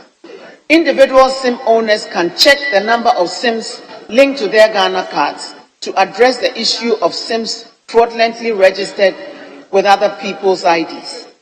The NCA will be working with MNOs to ensure that a similar platform is created for corporate entities to be able to do so shortly. Through the SIM registration exercise, we've ensured that commercial operations which were hitherto being conducted without the relevant business registration documents are streamlining their processes with the Registrar of Companies. You need proper corporate registration documents to register your corporate SIMs. While the Ghana card is mandatory for accessing various government services, we can confidently state that no single service has had the majority of Ghanaian users apart from communication services. Undoubtedly, the SIM registration exercise has galvanized more Ghanaians to register for their Ghana cards than any other exercise so far, ensuring that we have a more comprehensive national ID database. Through the operations of the SIM registration forensic audit team, the MNOs will be compelled to keep a sanitized SIM register, making it easier for security agencies to track suspected criminals or fraudsters on the presentation of a court order. As the IGP indicated recently, the incidence of SIM-based fraud has reduced markedly since the registration exercise started. SIM boxing has almost completely disappeared. It will decline even further with the blocking of unregistered SIMs used to commit or facilitate criminal activity. In terms of national security, the SIM registration will contribute significantly to enhancing national security by reducing the anonymity of mobile phone users. The availability of accurate subscriber information aids law enforcement agencies in investigating and preventing criminal activity. SIM registration will also facilitate the implementation of various government initiatives such as mobile money services, digital financial services, and other electronic transactions. Accurate subscriber identification enables the expansion of these services and enhances financial inclusion. By registering SIM cards, citizens are better protected against fraud, unsolicited messages, and other forms of misuse of mobile phone services. The ability to identify and track individuals engaging in illegal activity provides a sense of security for all of us. Mr. Speaker, so far, 28,948,142 SIMs have been fully registered, while 999,419 have been exempted. And so the total active SIMs are 29,947,561. At the start of the registration exercise, our information was that there were 42,416,459 SIMs, out of which 7,995,679 have been unregistered, unblocked, while 4,473,219 have been delinked and removed from the SIM register. Since the final deadline, increased activity indicates that some of these blocked SIMs are being reactivated following the completion of all necessary processes. However, it's important to note that not all the blocked SIMs are expected on the networks of some of these SIMs were pre-registered SIMs being used for fraud. Some were also for subscribers who may not want to use them again. I'm also informed that almost 280,000 merchant SIMs have not been registered. And a viral video doing the rounds on social media a few weeks ago indicated that some criminal networks have actually acquired merchant SIMs to facilitate their fraudulent activities. Let me reiterate once again that all unregistered merchant SIMs will be blocked permanently at the end of June 2023. Mr. Speaker, the NCA has established a SIM registration forensic audit team tasked to validate the integrity of the service provider's data in the Central SIM Register database, identify discrepancies or inconsistencies between the service providers database and the Central SIM Register, evaluate the effectiveness of data synchronization processes, assess the accuracy and completeness of the Central SIM Register database, review data entry processes and security controls to mitigate the risk of data manipulation or corruption, and confirm the accuracy of SIM registration data in accordance with the requirements of the SIM regulations and directives of the authority. In conclusion, Mr. Speaker, my information is that the SIM cards of some members of Parliament and even the Speaker and leadership were affected by this exercise. The MNOs have been in Parliament several times to assist members to complete the process and will continue to work with the clerk's office to facilitate registration for those who want to complete the exercise. By implementing a comprehensive SIM registration exercise, the government aims to reduce fraud, enhance security, and promote responsible use of SIM cards for the benefit of all. I'm counting on the support of colleague MPs to complete this exercise, which will inure to the benefit of all the good people of Ghana. I thank Ghanaians, all SIM users, and all the stakeholders involved in this process for their cooperation as we seek to build a digital Ghana based on sound, secure, foundational digital infrastructure, including a robust national SIM registry. Mr. Speaker, it is digitime in Ghana. Thank you. Yes, ladies on the table. Are you on your feet? You are not on your feet. Yes. Honorable Member for Nigo Pram Pram. Thank you, Right Honorable Speaker. We're most grateful for this opportunity to hear the Minister for Digitalization and Communication address the House. And she began her pretty lengthy submission by saying that the SIM registration has come to an end with resounding success. Mr. Speaker, success is objective, and what she considers success may not be success in the mind of the ordinary Ghanaian. Mr. Speaker, the Minister made the point that previous SIM registration exercises, which happened in this country in 2010, and the Minister for Communication at the time is sitting in this room, Honorable Haruna Idrisu, and he is the only person who's passed legislation for SIM registration in Ghana, as we still speak, LI 2007, was done in a way where you could not identify or verify the identity cards that were used. Mr. Speaker, let us state for a fact that we all support an idea of a clean SIM register in Ghana. But the Minister cannot make a claim in these hallowed chambers that the process she has superintended today is any different from what happened in 2010 or 2012. Because it is a statement of fact, Honorable Minister, that your registration or re-registration process that you are carrying out is not undergoing any verification whatsoever.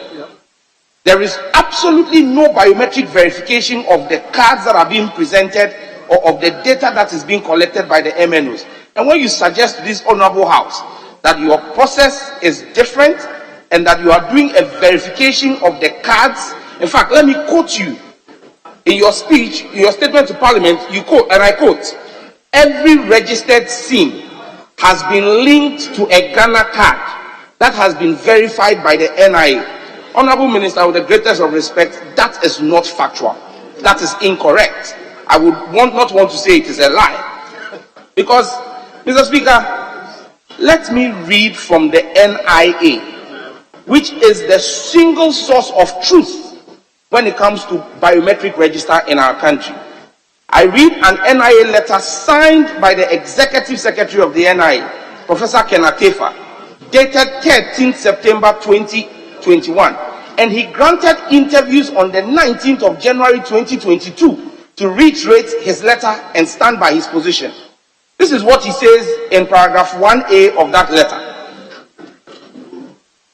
The design and development of the process by which the NCA, acting by itself or through a third party, will collect and store biometric data of SIM card holders is exclusive to the NCA.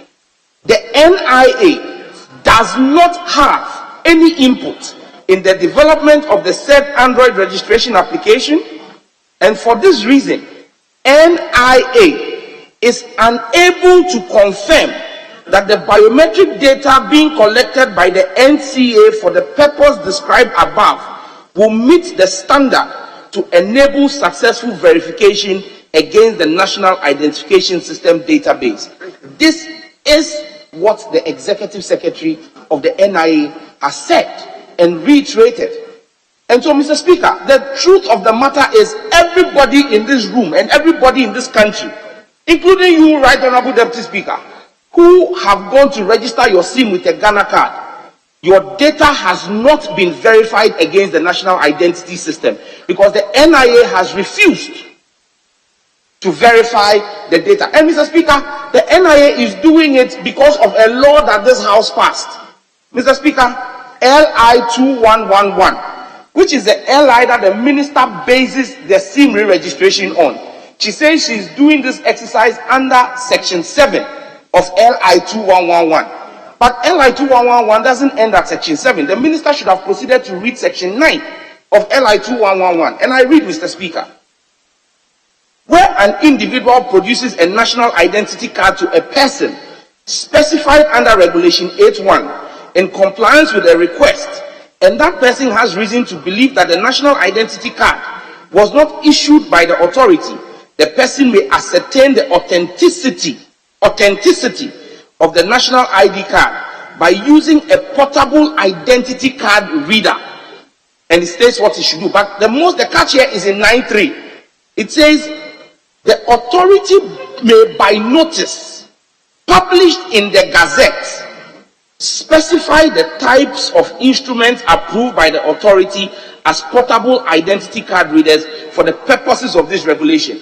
Mr. Speaker, again, I put it on record in this House that the NCA and the MNOs have not gone to the NIA to verify and authenticate the portable readers that they claim they are using, and it has not been published in any gazette.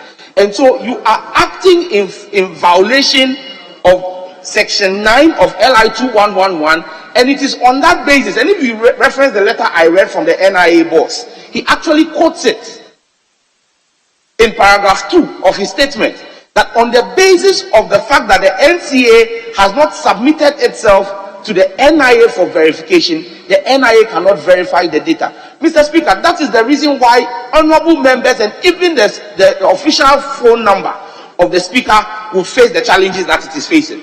Because people have registered, but because they are registering through a third-party app that is not being authenticated against the National Identification System, you have these problems. Mr. Speaker, my SIM card, one of my SIM cards has been blocked. And it is because I haven't registered, and I'll come to that. But Mr. Speaker, when I use the NCA's own short code, *400#, and Mr. Speaker, if the cameras could zoom in, they would verify what I'm saying. When I do *400# on my phone, the response that I get from the NCA through the MNO I use is this. And my colleagues here can verify. It states my name. What is my name there? George Samuel Nate. Then it tells me, please dial *404# to link your Ghana card to your SIM card. I have not sent any document to the MNO. So how do they know my name if they don't have my details? Mr. Speaker, this is the point we are raising. And you see, the minister says that, oh, people should have chosen not to register. Madam Minister, since December 2022, every month I have been to the National Identification District Office in Prampram to register. The NIA office in Prampram, like every other district office across the country, since December 2022, has stopped registering Ghanaian citizens. So how then do you expect? And you see, Ghana is not Accra, but even in Accra, if you ask anybody to come from Adan all the way to a premium center in Accra on the Liberation Avenue, Bank, to come and transport themselves and come and pay premium 280 Ghana cedis before they get a card they are entitled to for free, how do you expect them to register? You may take this as a joke, but anybody coming from the Afram Plains, Don Kokrom, would have to go all the way to Koforidua. Mr. Speaker, you're speaking long enough. Mr. Speaker, the statement was very long, and there are many issues that were raised, but I will wrap up in conclusion. No. Going round. No. So, Mr. Speaker, registration, renewal, the same matters. Mr. Speaker, let us be clear that the NCA, acting on the directives of the Minister for Communications and working through the MNOs, has created what poses the biggest national security threat to our country today. With what they have done, which is, for want of a better phrase, I would not want to call it reckless, but an indiscriminate blocking of SIM cards of Ghanaians who ought to have access to their SIM cards for the conduct of business and sustenance of livelihood. Mr. Speaker, I call upon this House to impress on the Minister for Communications to go back to the drawing board and engage the NIA and do a proper process. But Mr. Speaker, this country can only seek solace in the fact that the next NDC administration in 2025 will do a proper SIM registration that will verify the identities of people. Because today, Mr. Speaker, if the minister's system was up to date and really robust as she wants us to believe, nobody would have been able to use your biometric data to go and register SIM cards without your knowledge. And so, Mr. Speaker, people are at risk today for them to be picked up by the police for fraud committed by SIM cards that they didn't register, but because the system that the minister put in place was not robust enough to stop those processes. Mr. Speaker, we need to protect the people who voted us into this chamber. And in doing that, we ask the minister to go back to the drawing board, engage her technical people at the NCA, and engage and work with the NIA for us to have extra. I thank you, Right Honorable Speaker.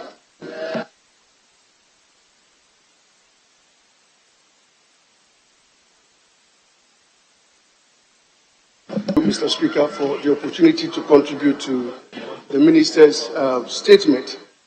Mr. Speaker, I will pick it from the Minister made. She made an indication that individuals who have not yet registered their SIM cards, but have started the process from the NIA to get their cards, will be given the opportunity to extend their registration exercise. Mr. Speaker, let me indicate that, as my colleague said, Ghana is not only in Accra and Kumasi and Cape Coast. Ghana extends beyond these cities. We have individuals from my constituency in Gumpurugu who are largely have not registered their SIM cards, their Ghana cards, because Ghana card is not able to produce their cards for them. They are not educated to access any portal or apply through any means by the ACA to get their SIM cards extended for them. How are these people going to apply to get extension for their SIM cards to be registered in a later date? Mr. Speaker, as we speak, the agency responsible for the national database on SIM cards are charging people 5 Ghana cedis to register. The question I want to ask the minister is, how did they arrive by these 5 Ghana cedis for individuals to pay and register their SIM cards? We, on the Communications Committee, have had the opportunity to interact with other stakeholders, and we can report to the House that the minister has not in any way consulted with all stakeholders, including the Communications Committee. The minister is working alone.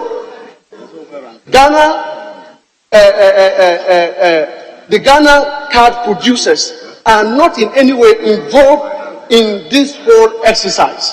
When they appeared before the committee, we asked them whether these agencies holding our national data are properly certificated by the Data Commission Authority. Data Protection Commission indicated to us that they had not in any way certified this agency to manage our national data. It is legally mandated on agencies that manage national data to be properly certificated by Data Protection Commission. We can talk about the SNIT, we can talk about Controller Accountant General, and we can talk about the DVLA, we can talk about the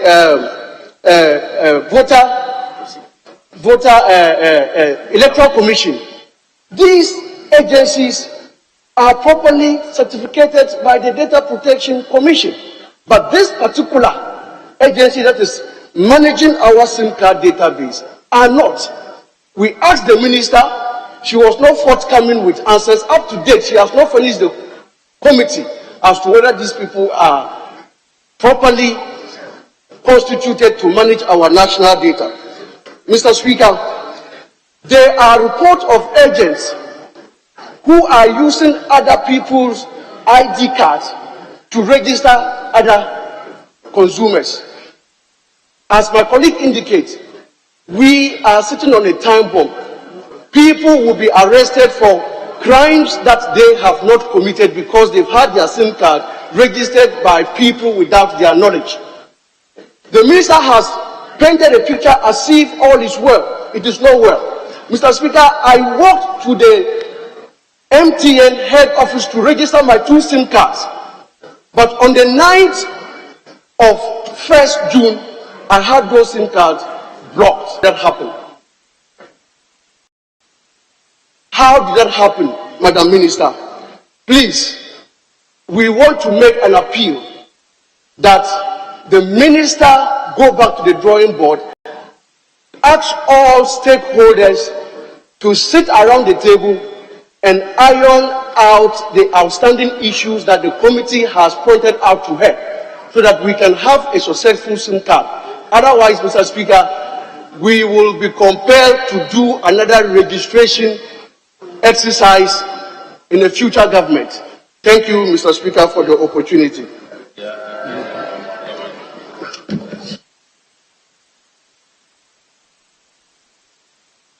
Yes. Senator, thank you very much. Thank you very much, Right Honorable Speaker. Let me, without any doubt, indicate that while the statement of the Minister of Commendation, it nevertheless comes with very serious problems. And, Mr. Speaker, if you are suffering in hell, blame death.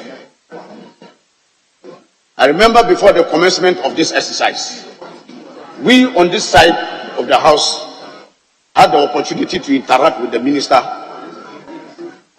at the Ministry. In fact, at the NCA head office. And in the discussions that ensued, we made a conscious effort to point out to the Minister that first and foremost, anchoring this exercise on the strength of the Ghana card being the sole identity document was going to be replete with so many problems. Indeed, we described it as a recipe for disaster. Because you are fundamentally seeking to anchor your work on a documentation and a document you don't control, over which you have no opportunity to regulate. Because while the Ghana card was being issued by the NIA, the exercise was going to be carried out by the NCA. And the Ministry of Communications does not regulate the work of the NIA. So if there are problems with the issuance of the card, how is the ministry, if that active collaboration is not there? And I'm sure, Mr. Speaker, in this very house, when we invited the NIA, they made it abundantly clear here that they are not working under the supervision of the Ministry of Communications or any other body, except the body under which the Ministry of Interior that exercises oversight over it. So up initio, that was problematic. And we didn't need to get there in the first case, Mr. Speaker, because LI 2111, on which they anchored the action, nowhere, Mr. Speaker, in LI 211 does it say that the Ghana card should be the sole identity document. Nowhere. It only describes it as a main document. Main is not coterminous with sole.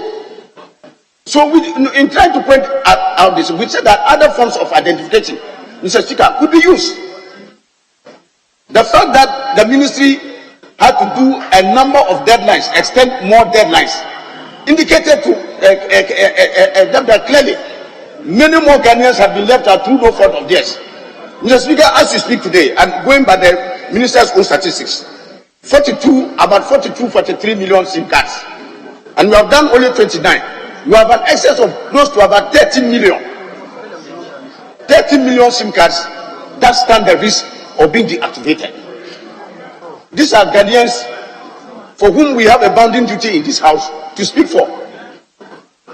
A lot of them are unable to go through this exercise because they cannot have access to the Ghana card through no fault of theirs. Mr. Speaker, in my own constituency,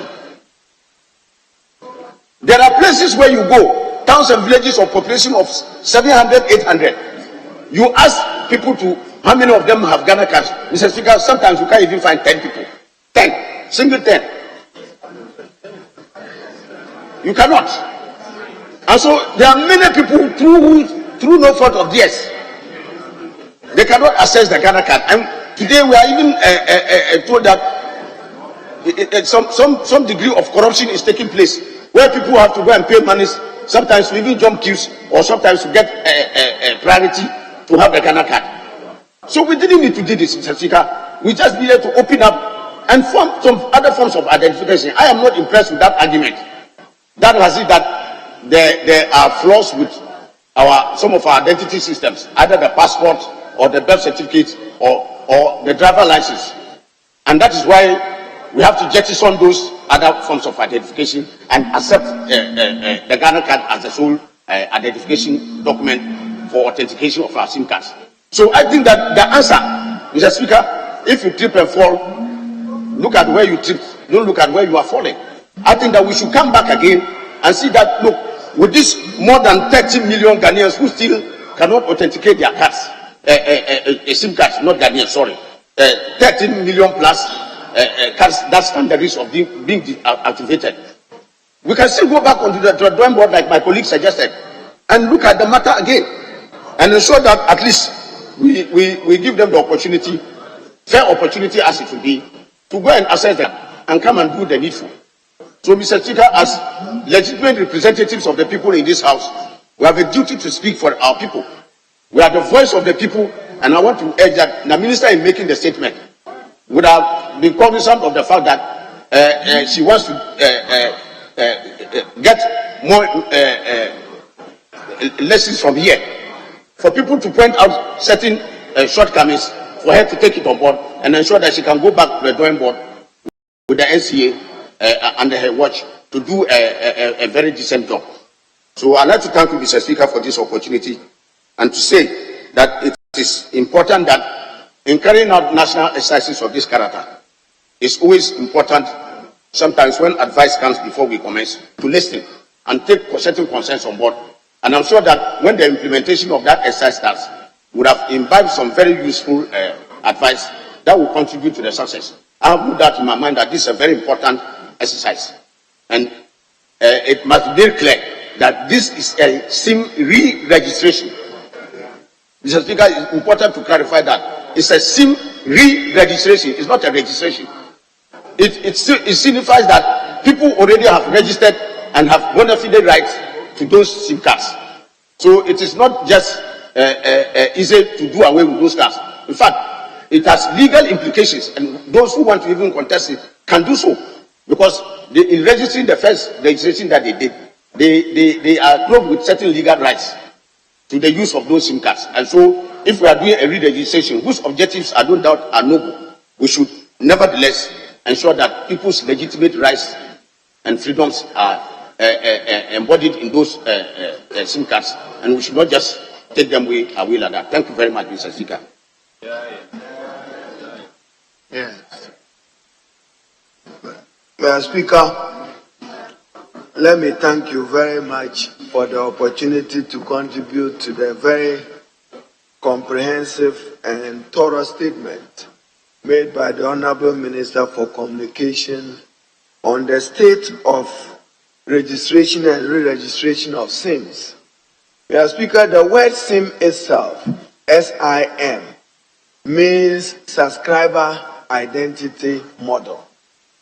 And therefore, it's an imperative for us to support the minister and government to succeed in getting Ghanaian SIM holders properly registered for purpose of fighting crime, particularly anonymous crime, and for purposes for which mobile telephony has come to be accepted as a very important tool. But Mr. Speaker, cautious in wanting minister declaration of a huge success of the exercise. So, Minister, will caution you when you come to be a judge in your own court, and then make a declaration of how profound the success of a SIM registration is. Listening to the ranking member and other members of the Communication Committee, Mr. Speaker, I intend to highlight for the minister's attention three important issues. One, stakeholder consultation.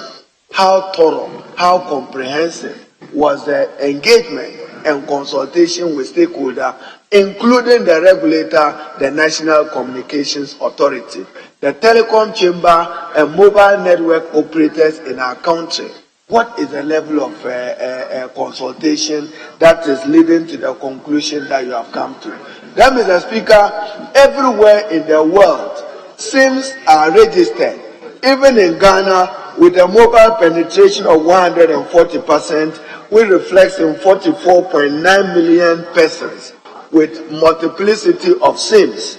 When you come and say that you have registered a half of them and call it a huge success, that leaves much for us to look at. But Mr. Speaker, I like the ABF Husseini has spoken. I don't know whether I have his authority to use this proverb. A woman doesn't jump a man's thigh to make love to the man or to mate with the man. I intend not to pay royalties to you. If you do, sorry, can you repeat that? Proverb, I'm interested in that. Mr. Speaker, the government say, and I like the ABA will polish it for me, but today I have no royalties to pay for him, that a woman doesn't jump over a man's thigh and at the same time still anticipate to mate or have a good companion with a man. You see, when you jump of it, you jump out of it, Mr. Speaker. So, Mr. Speaker, at the core of our problem necessarily may not be the Minister for Communication. The inaccessibility and non-availability of the Ghana cards to deserving Ghanaians is at the core of this problem, and we must deal with this problem as the inaccessible, unavailable Ghana card to deserving Ghanaian citizens which may be thwarting the minister's effort and worthy effort to get Ghanaians registered onto the SIM.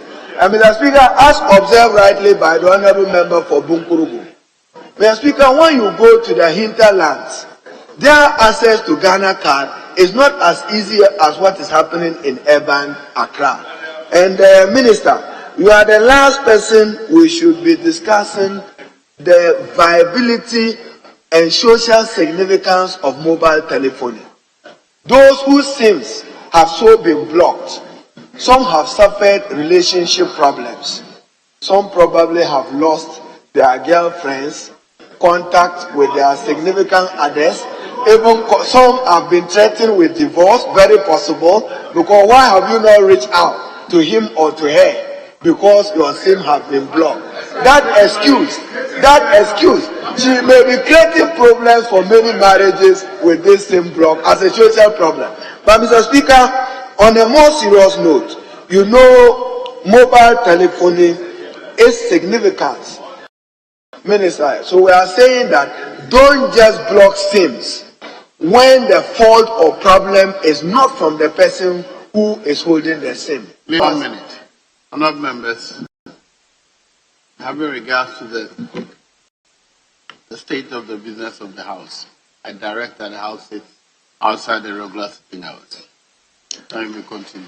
Mr. Speaker, just take even birthdays, those who forget people's birthday, whether for purpose of entertainment, for purpose of personal emergencies. Mobile phone is important, alarms and reminders. Now people study on it. So the principle of SIM registration, be assured that you have the wholehearted support of this House, that Ghana needs a dedicated SIM regime. So beyond the inaccessibility and non-availability of Ghana card, the second problem, Mr. Speaker, we try to deal with it, is there are too many silos of data in Ghana. That is my view. Too many silos of data. Why are you taking biometric of a person for a SIM card, biometric for a national ID card, biometric for a national health insurance, biometric for SNIT? Too many silos of data. What this country needs is harmonized, and the Electoral Commission of Ghana is synchronization and harmonization of data. So the problem, as I listen to the Honorable Sam George, is that you don't even have a data sharing infrastructure nor a data sharing platform. So when you register your SIM, how do you get it verified on a National Identification Authority platform when you don't have an infrastructure for data sharing? We need that, and you can provide the leadership in that respect. This country needs a data infrastructure sharing platform, maybe coordinated by policy through you, but we don't have one. It's the same problem with the Electoral Commission. You want to use national ID card, yes, but how do you relate it with your own identity numbers with that of National Identification Authority? So the Honorable Sam George provides the succinct details of your relationship with National Identification Authority. Is public knowledge. We all heard Kenneth Ifwa and where NIA stand and the relationship with the exercise you are undertaking. For us as a country, the theft war must cease.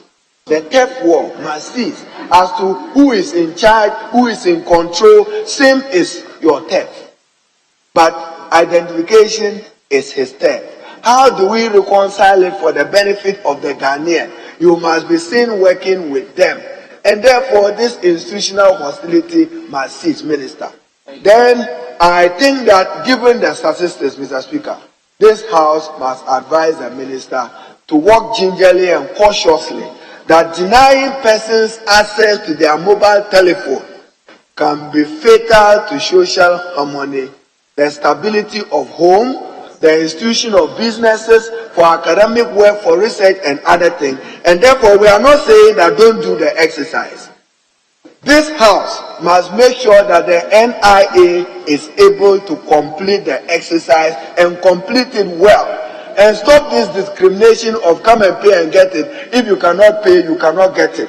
I mean, I use Tamale South, Mr. Speaker, as my constituency.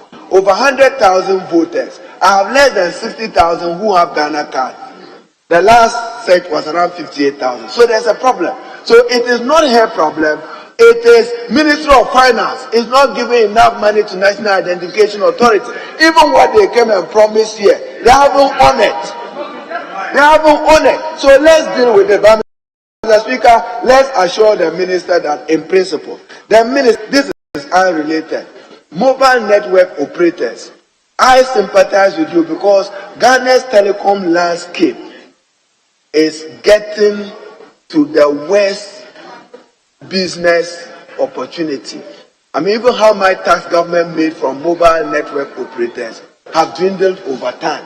It may be in terms of numbers, but what we used to get, I'm hearing, and I don't want to believe it, that even Ghana Telecom, Vodafone, which was worth $1 billion in 2008, has been offered for sale at not more than $100 million US. How did that happen? Someday you have to come and brief this house on the state of Vodafone, because this is what I hear, that it's been sold out to who? How did you secure the consent of the minority shareholder, which is the government of Ghana? So an asset which was worth $1 billion, 2008, today not more than $100 million US. This is something that in the foreseeable future we'll ask you to come and respond to. So, Mr. Speaker, largely we support the principle. Vodafone, Ghana Telecom, Vodafone, Ghana Telecom. What's your problem, Coach? So, Minister, we support SIM registration, but do it right. The consultation they are asking for is important. Don't block people's SIM, because the mobile telephone is a good source of social harmony and peace in our homes, and for sustenance of businesses, and for proper academic work. Don't just block it because somebody has no SIM, through no fault of that person. If NIA fails in getting a Ghana card for me, and you insist on it as a sole source, this is what you get. I thank you, Mr. Speaker. As the leadership wish to contribute. Leadership. Very well. Leader here. Honorable Minister, would you want to respond?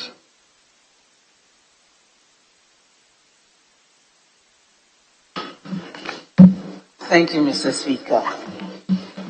Mr. Speaker, the statements made by the Honorable Sam George exhibit a marked misunderstanding or lack of appreciation of the process that has been put in place for the SIM card registration exercise. No entity is collecting and storing biometric data for this exercise. That is not what is being done. And no entity is using any device for that purpose, portable reader for that purpose, which requires the prior approval of the National Identification Authority. It is palpably false to say that there is no verification with the National Identification Authority, because the initial stage of the process involves linking your SIM card with your Ghana card. Now, it goes directly and queries the database of the National Identification Authority. And that system was set up in close collaboration between the MNOs, the NCA, and the NIA. And that is how you start the SIM registration exercise ab initio.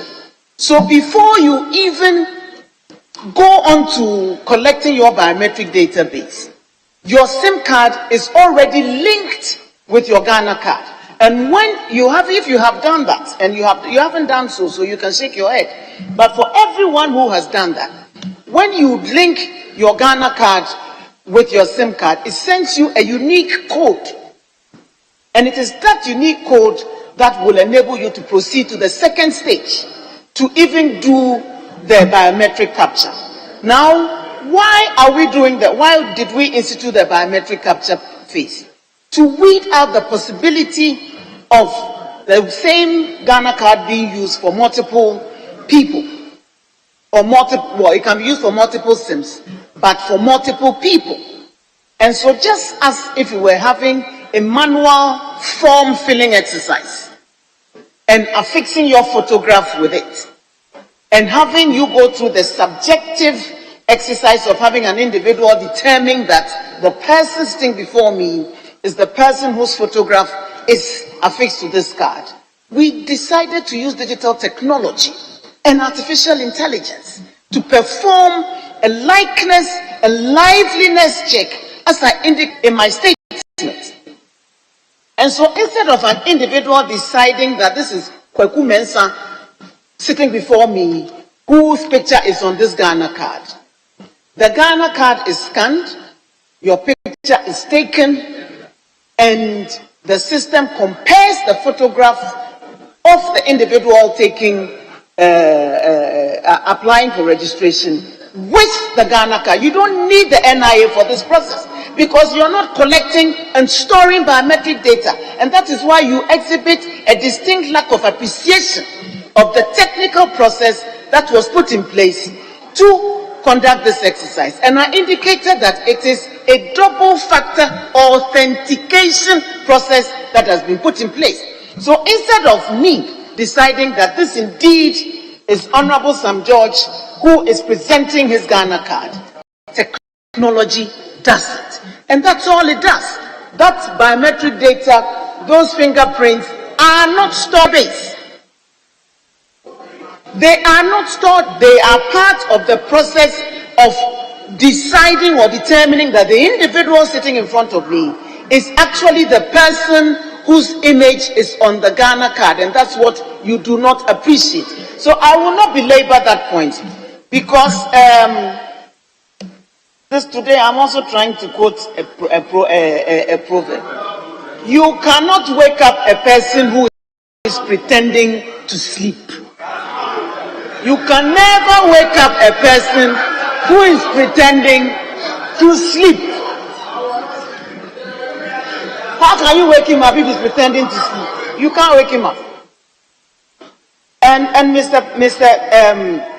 Mr. Speaker, I appreciate the concerns of members expressed about the Ghana card and the lack of it, which has contributed to some people being unable to register their SIM cards. And that is what has led to the multiple extensions of it. But as I indicated, some people genuinely had Ghana cards and had refused to register like Honorable Sam George.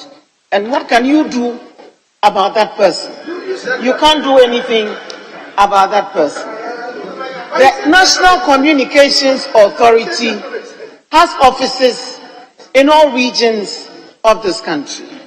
What we as members of parliament can do to help our constituents is to assist them to apply for the Ghana card. And all the NCA requires at this stage is evidence of having made an effort to apply for the Ghana card and not having received it. That's all the NCA requires at this stage. We cannot have a blanket exemption because we all know that some fraudsters are hiding behind the anonymity of this process to defraud others. And so if we give a blanket exemption, we're just allowing them to continue perpetrating their fraudulent activities on all individuals. So what the NCA requires at this stage is for individuals to apply for the card. You may not have received it. Apply for it. Send them evidence of your application for it. And your card will be exempted from the exercise. And, Mr. Speaker, there is absolutely no institutional, how did you put it, hostility or turf war between the NIA and the NCA. They have worked very closely together so far.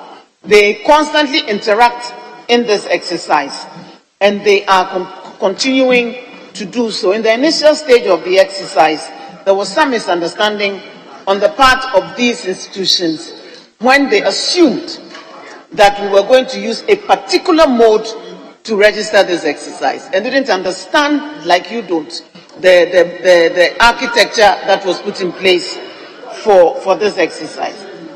And the Honorable MP for Bunkurubu can assist his constituents to notify the NCA of any challenges that they may have in this exercise. It's also not true that the Data Protection Commission is not involved in this exercise. They are one of the stakeholders that have been part of this exercise from inception to date. I am not aware of any time that you confronted me in a committee meeting about this and I was unable to give you a satisfactory answer.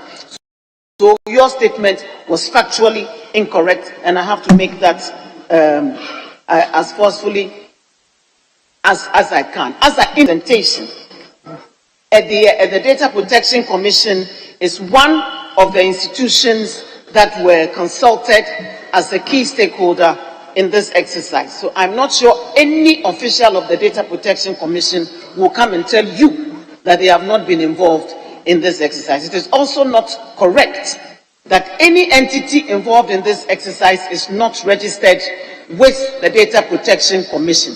That is factually incorrect. Every single entity, public and private, involved in this SIM registration exercise has been fully trained and is registered with the Data Protection Commission as a data controller. So kindly check your facts again.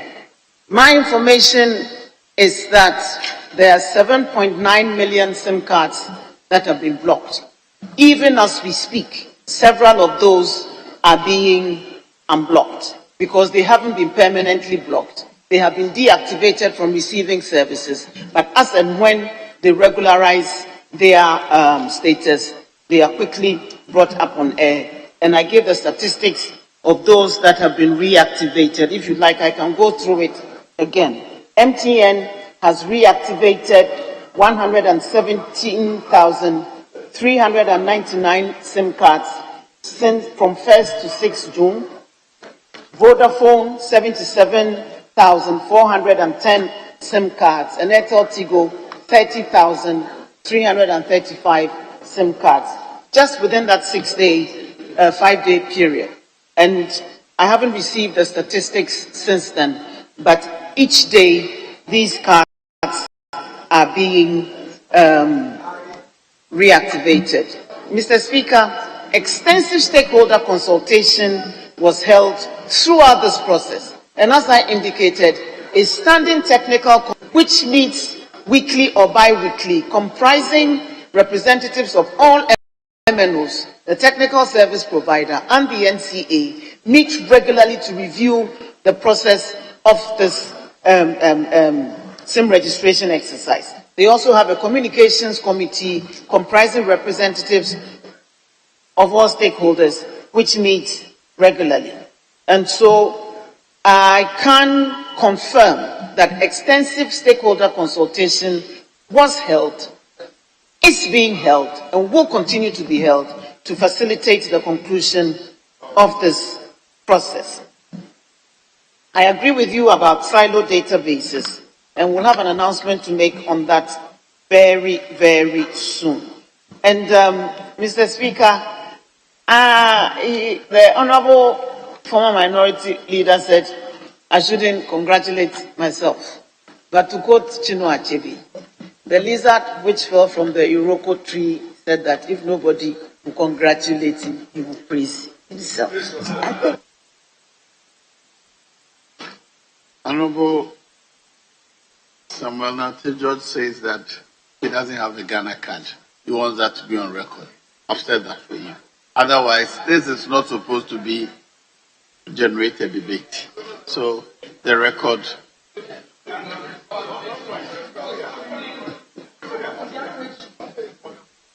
No, we are closed. I have two other statements. One by Honorable Bejra. Honorable Bejra will make a statement in honor of the appointment of the Right Honorable Speaker Babing as President, Conference of Speakers and Heads of African. So please proceed. Thank you, Mr. Speaker. Mr. Speaker, I wish to extend gratitude to you for the opportunity to join the numerous well-wishers, both in Ghana and the continent at large, in expressing my heartfelt congratulations to you, Right Honorable Speaker, and on your well-deserved appointment as President of the Conference of Speakers and Heads of African Parliamentarians, COSAP.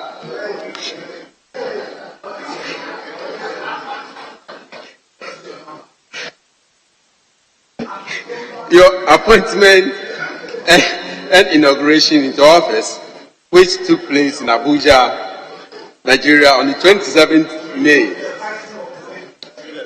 May 2023 brings an indescribable sense of honor and excitement to our nation. The establishment of the Conference of Speakers and Heads of African Parliaments is a landmark initiative that reflects our shared commitment to increase collaboration, cooperation, and the pursuit of joint solutions to address the common challenges faced by our beloved continent. Your appointment serves as a statement to your exceptional leadership qualities and unwavering dedication to the advancement of Africa's democratic principles and development. As we celebrate this remarkable achievement, the words of Nelson Mandela reverberate within us. As I quote, "It is in your hands to make a better world for all who live in it," unquote. Your visionary leadership and profound meaning of the significance of collaborative action are evident in your commitment to strengthen the future and longevity of Africa's democratic dispensation. We wholeheartedly support your effort to forge partnership with neighboring parliaments, fostering a culture of collaborative representation at every level of governance. May you succeed as you lead this noble institution to advocate for debt cancellation campaign initiative, DCCI. Your call to safeguard and strengthen the role of and powers of legislatures across the continent is of paramount importance. Kwame Nkrumah once said, "I am not an African because I was born in Africa, but because Africa was born in me."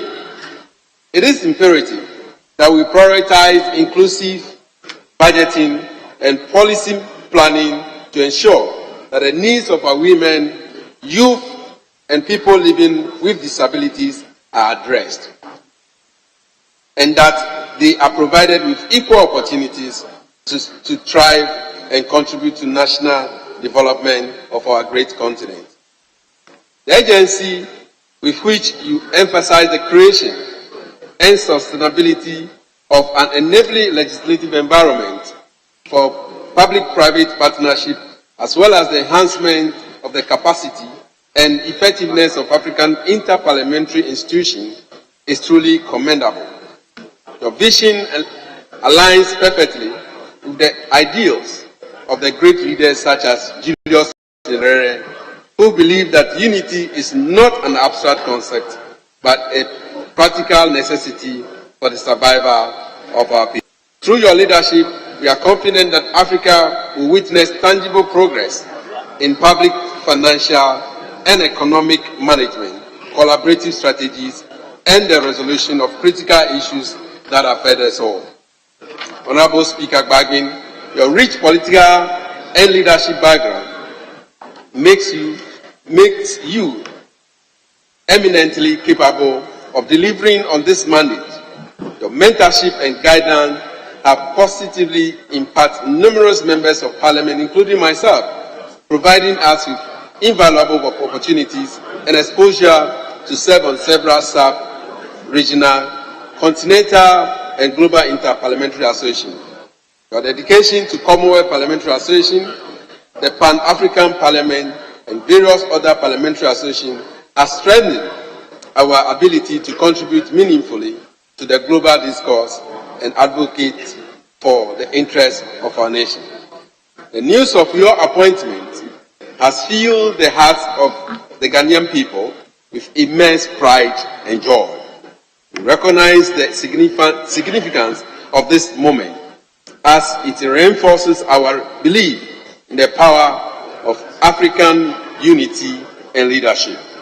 As members of Parliament, we stand firmly united in our unwavering support for you, Right Honourable Speaker.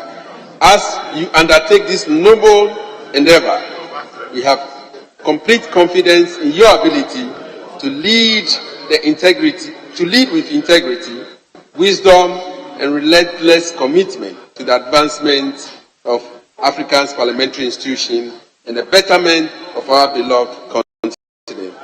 Once again, Mr. Speaker, please accept my warmest congratulations on your appointment as President of the Conference of African Heads of Parliament. May your tenure be filled with resounding success, and may your leadership pave the way for united, prosperous, and harmonious Africa. Thank you, Mr. Speaker.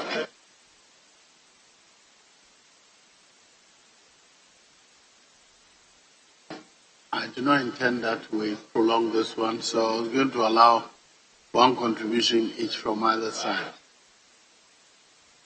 in addition to the leaders, if any. But I don't see anybody on his feet from this side. You can give it all to us. We are proud of the speaker and we speak. Very well, so I'll give two from here. I recognize Busa North or South. Busa South. And then, well, I don't see you on your feet, so if we come up on your feet, I recognize you. Very well. So I'll start from the honorable member for Busa South.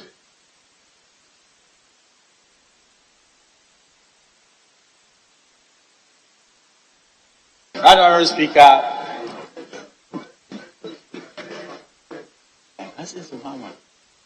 thank you for the opportunity to say a few words in relation to the promotion and elevation of our Speaker in that august place. I am not surprised at all. The pedigree of our Speaker is clear for everybody to see. And I am of the view that it's all meritocracy. A lot of people believe that good things can just happen. Good things will not just happen. It takes effort, it takes integrity, it takes longevity for good things to happen. I'm hearing also that now in this great place of decision making and the making of law, the attrition rate is very high. And we will not give space to a one-time member of parliament to even learn the ropes and then graduate into prominence because of some illusion outside. Now, here is the Bank of Ghana. When you enter here, all your poverty will be solved. On the contrary, I can see this place as a place of public service. I've never seen a place where the individual who is serving a constituency is stretched and challenged, and every conceivable imagination he has to meet than this place. And therefore, for us to come to the point in which we'll have international recognition that a Ghanaian of consequence will rise, then let's look at our politics critically so that, people will be groomed, people will be given the space to become strong. And then when they are measured internationally, it's not like you're doing him a favor.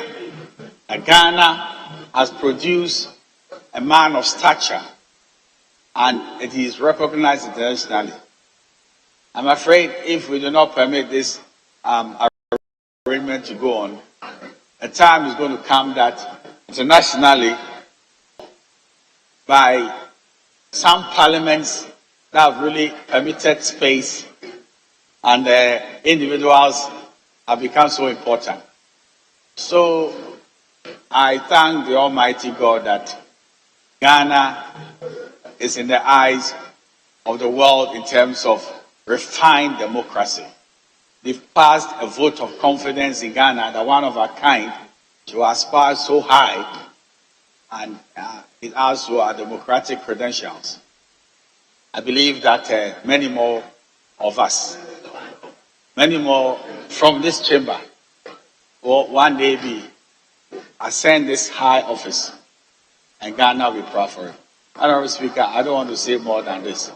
That I want to congratulate the Speaker on this huge international status is acquired or has been bestowed upon him, and Ghana is better off for it. I'm grateful to you, Honorable Speaker. Yes, Musasa. Most grateful, Mr. Speaker. Mr. Speaker, I wish to contribute to the very worthy statement made to eulogize our Speaker. Indeed, if we were to delve into the Speaker's history and the contributions that he has made to Ghana's parliamentary democracy, I believe 24 hours would not be enough. Suffice it to say that being selected as the convener of speakers of African parliaments is no mean achievement. Mr. Speaker, we all know the pedigree of the Speaker, as has been indicated by earlier speakers. And we know the role that Ghana has played and continues to play as far as the progress of the African continent is concerned. And I must say that this sounds to me as though it's by dint of destiny that our Speaker has been given this unique and singular privilege to lead as the Speaker of all African speakers. It should be a time of pride for us as a nation and as a people, and we must endeavor to ensure that we continue to fly the flag of Ghana high by upholding very high standards and conducting ourselves above reproach so that we will continue to be seen as worthy of these types of continental recognitions. But Mr. Speaker, whilst I want to keep this short, I must express my disappointment. I express my disappointment because I have not noticed or seen the Ghanaian media giving this unique opportunity the leverage and attention that it deserves. And I think that is unfortunate. But it is not too late. It is not too late that we recognize this honor done us through our Speaker. We wish our Speaker well. We wish him God's guidance to continue to steer our own parliament ahead and to do his best for all African parliaments. With these few words, Mr. Speaker, I am grateful.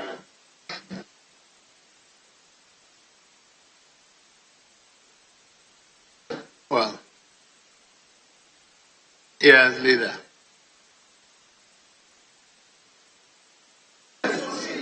Thank you, Mr. Speaker. Let me thank the maker of the statement. And please, Mr. Speaker, and to say that we are very proud of Speaker's achievement. Mr. Speaker, it doesn't come as a surprise for us in Ghana because, Mr. Speaker, we have followed the career of the Honorable Bob, the Right Honorable Speaker. We know that he served his community as a member of parliament with excellence. The longest serving member of parliament in the history of our parliament. And we store the record here. He was a minority leader, a majority leader, at some point a minister of state, second deputy speaker. He's not the Speaker of Ghana. And these achievements did not come by chance. He achieved them because of dedication and hard work. And so, Mr. Speaker, for him to have been recognized by his peers on a continental level is something that we as a country must be very proud of. Mr. Speaker, we wish him well. And on behalf of the members of parliament, we believe, of course, please, Mr. Speaker, let me congratulate the Speaker for being recognized by his peers on the continental level and making Ghana very proud. I thank you, Mr. Speaker. Members, on behalf of the House, I congratulate Right Honorable ASK Babing on his appointment as the President. Our leader, he's not on his feet. He's looking at me, but I haven't seen him on his feet. Yes, leader.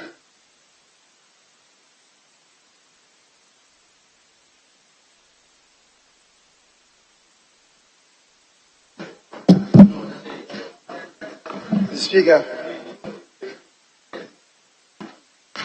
let me appreciate the statement made by our honorable colleague, the Honorable Bajra, in respect of the Right Honorable Speaker. Speaker, the circumstances of his nomination to the position is well known.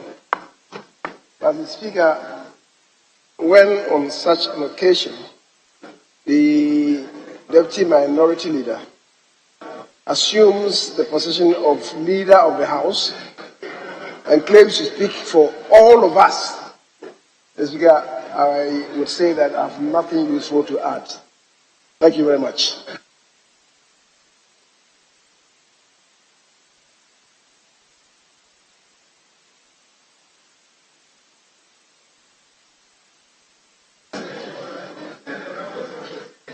Honourable members,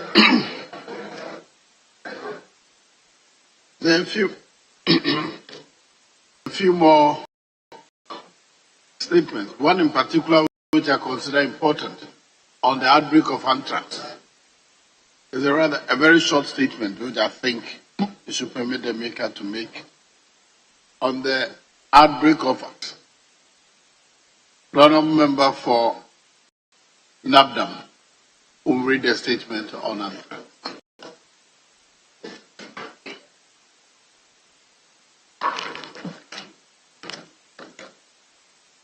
Thank you very much, Mr. Speaker, for permitting me to make this important statement on the outbreak of anthrax infection in the Upper East region. Mr. Speaker, anthrax is caused by a bacterium, Bacillus anthracis. Spores of the bacilli are highly resistant to extreme temperatures and humidity. These spores can be passed over from an animal to another. Human beings are infected by coming into contact with infected animals or contaminated meat. Mr. Speaker, the skin can be infected, causing maculopapular rashes. The spores can be inhaled, causing cough and complicating in pleural effusion. The spores are therefore used in biological warfare, what is known as bioterrorism. Also, the consumption of poorly cooked, infected, or contaminated meat can cause gastrointestinal symptoms. These include vomiting blood, passing bloody stools, and abdominal pains. Confirmation of the diagnosis is done by bacterioscopy, bacteriology, or serology. Management is with antibiotics. Mortalities remain very high if poorly untreated at about 90%. Right Honorable Speaker, the current outbreak was first noted in Binduri and has spread to the Bolga municipality, Boku West, Pusiga, Talansi, Garu and Tempani districts. As at 7 June 2023, 3 human deaths have been recorded and about 30 cases have tested positive for the anthrax bacteria. Also, a number of cattle, sheep, and goats exceeding 30 have died. Mr. Speaker, there is a collaborative effort between the Ministry of Health, the Ministry of Food and Agriculture, and other stakeholders to contain the situation. There was even an emergency meeting of the Regional Public Health Emergency Management Committee on Tuesday, the 6th of June, 2023. The following measures were recommended. 1. A ban on the movement of ruminants, such as goats, sheep, pig, donkeys, cattle, from the eastern corridor of the region. Farmers are advised to bring their animals for free vaccination. Other measures being undertaken by stakeholders include contact tracing of infected persons. There is also prophylaxis treatment of exposed persons. Mr. Speaker, there is the need for cultural reforms and behavioral changes among some tribes in northern Ghana in the face of the impending epidemic. As part of the funeral preparation and burial of loved ones, depending upon the personality involved, cows, sheep, goats, and fowls are slaughtered under unhygienic conditions to be shared in their raw state to some families. These slaughtered animals are made to lie down for many hours before they are shared. Some individuals, after slaughtering the animals, eat the raw meat, while others consume the carcasses of dead animals. At the wrong side of the veterinary officers, sick animals are sold to butchers. There is the need, therefore, to educate our butchers to comply with veterinary inspection of their products. In conclusion, I therefore call for support and cooperation from all stakeholders before the outbreak becomes a regional or a national catastrophe. Thank you very much, Right Honorable Speaker, for the opportunity. I'm done. Members, I'll allow one contribution. Yes, Honorable Member. Thank you very much, Mr. Speaker. Let me commend my colleague, Honorable Dr. Mark Nawani, for bringing this to the attention of the House. As he indicated, the reported cases of anthrax started in Binduri, which is just the constituency that adjoins my constituency, Boku Central. And from his statement, he's also indicated that some cases have now been reported in the neighboring constituencies, including Boku Central. Indeed, anthrax by its nature is a very deadly virus, both in terms of its fatality when it infects animals and also its fatality when it infects humans. And therefore, we must take the issue seriously. We must also consider that given the frequency of movement of animals from our part of the country to the rest of the country, the possibility of the infection spreading to other parts of the country is also very high. And therefore, we must treat it as a national issue and not just an issue that is confined to the Boku, Binduri, and Upper East areas alone, because those parts of the country have been the source of supply of animal products to the southern part of the country. So, Mr. Speaker, this is a very important matter that we must all be alive to and get the various agencies of state acting to prevent its spread.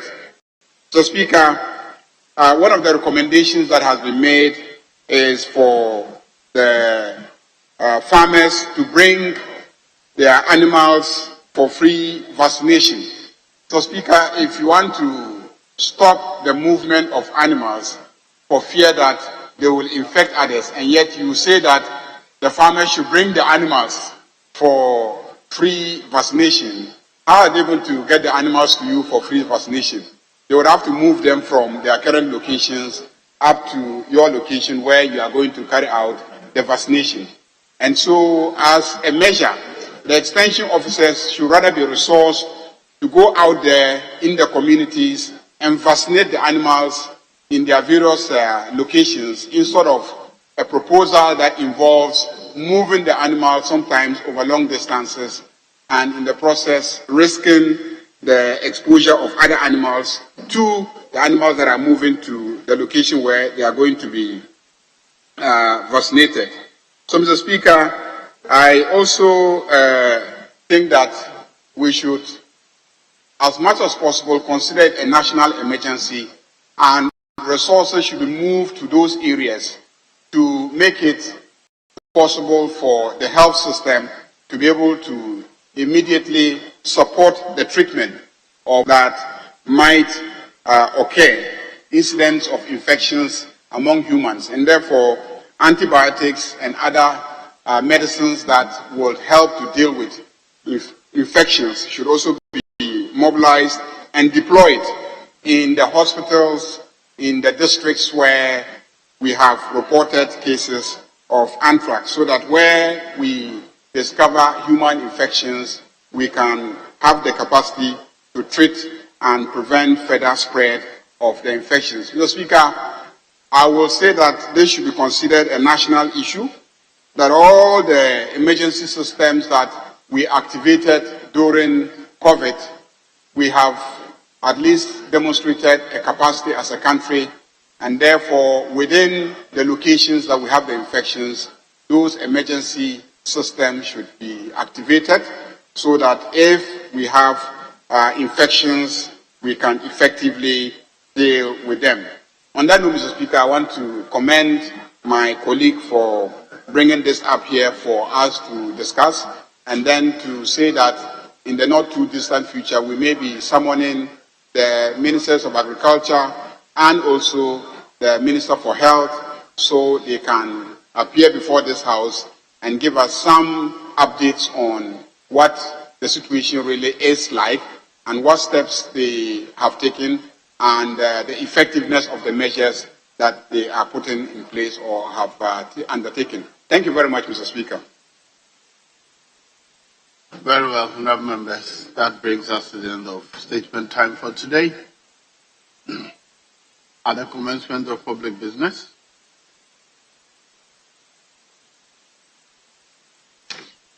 Presentation of papers. Item 6A by the Majority Leader. AI.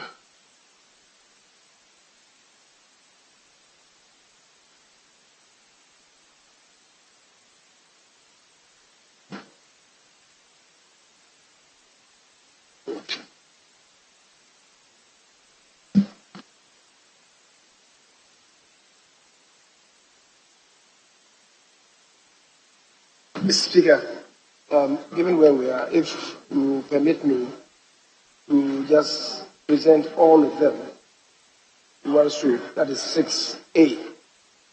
I can do all of them just by one act of presentation, that is just one bow, but it will cover all the others. Very well. 6A. I'll call all of them I to V, and then you will present them together. So item A, I. Annual report of the Public Interest and Accountability Committee on the management and use of petroleum revenues for the period January to December 2022. Budget performance report in respect of the National Commission for Civic Education for the period January to December 2022. We'll take the I to B together. So I. Public budget performance report in respect of the audit service for the period January to December 2022. I. Budget performance report in respect of the National Labour Commission for the period January to December 2022. V. Budget performance report in respect of the Legal Aid Commission for the period January to December 2022. V.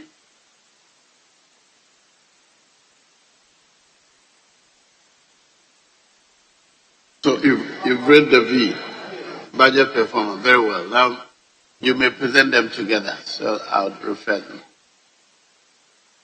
Speaker, I just want to be sure if she read out I, budget performance in respect of the National Commission for Civic Education. Was it done? Okay. Honourable members, the papers are duly presented. I refer to the Public Accounts Committee to consider and report. Item B.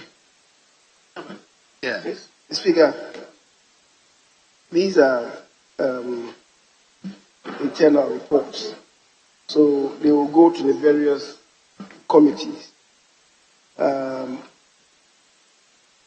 are very well. Let me take them one by one then. AI will go to Committee on Finance. I will go to Committee on Education. NCC. I will go to I will go to Special Audit. Special Budget. Special Budget Committee, NCC. Very well, Special Budget Committee. Audit Service will go to the Public Accounts Committee or Audit Accounts. The Speaker is the Special Budget. Very well. The Audit Service. Oh, they're all going. Very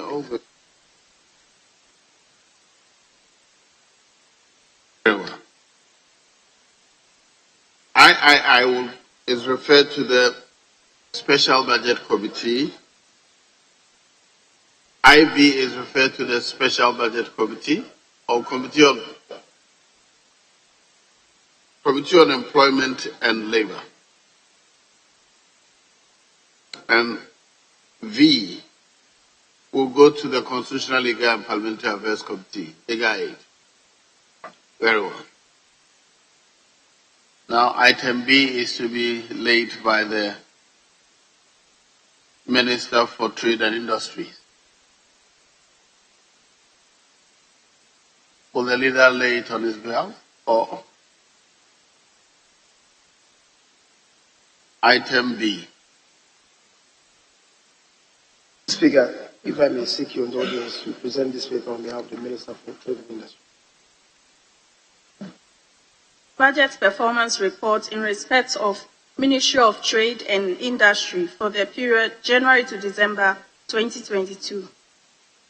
The report is duly laid. It's presented Committee on Trade and Industry to consider and report.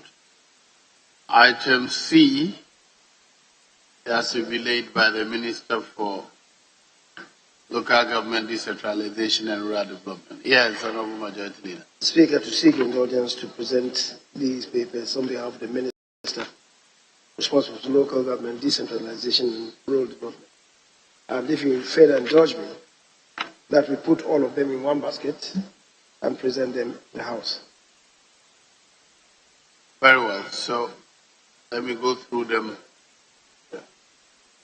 A statement by the Audit Committee of the Secretary Afram Plains District Assembly for the year 2020. Audit Committee of the Akrofuom District Assembly for the year 2020. Annual statement by the Audit Committee of the Kwando Municipal Assembly for the year 2020. Annual statement by the Audit Committee of the Commander Edina Eguafo Ebrim Municipal Assembly for the year 2020. Annual statement by the Audit Committee of the Gan West Municipal Assembly for the year 2020. Annual statement by the Audit Committee of the Busumi Freho District Assembly for the year 2020. Annual statement by the Audit Committee of the Secretary Central District Assembly for the year 2020. Annual statement by the Audit Committee of the K2 South Municipal Assembly for the year 2020. Annual statement by the Audit Committee of the Nabdam District Assembly for the year 2020. Annual statement by the Audit Committee of the South Dai District Assembly for the year 2020. Annual statement by the Audit Committee of the Bono Regional Coordinating Council for the year 2021. The papers are duly presented. They are referred to the Committee on Local Governance to consider and report. Item D are to be presented by the Minister for Education. Yes, Honorable Leader. Speaker, I believe you not grow tired of me, but to seek your indulgence once again to present these papers on behalf of the Minister for Education, and again to cluster them and do the presentation. Just once.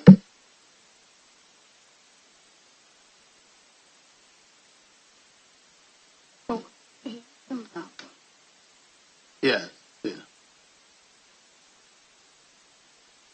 Annual statement by the Audit Committee of the CK Tedam University of Technology and Applied Sciences, Navrongo, for the year 2021. Annual statement by the Audit Committee of the St. Vincent College of Education, Yendi, for the year 2021. Annual statement by the Audit Committee of the Kumasi Technical University for the year 2020. Annual statement by the Audit Committee of the University of Mines and Technology, Takwa, for the year 2020. Annual statement by the Audit Committee of the Accra Technical University for the year 2020. Annual statement by the Audit Committee of the Student Loan Trust Fund for the year 2020. Annual statement by the Audit Committee of the Council for Technical and Vocational Education and Training for the year 2020. Annual statement by the Audit Committee of the Mount Mary College of Education, Tomanya, for the year 2021. The report. You want to make a comment on them? Yes, please. I'm grateful, Mr. Speaker. Mr. Speaker, it's in respect of item number DVII. I noticed that she read it correctly, but that's not how it's been captured. The Council for Technical and Vocational Education. So if we would correct it before it's referred. Yeah. Thank you, Mr. Speaker. Very well. The reports are duly presented. They are referred to the Committee on Education to consider and report.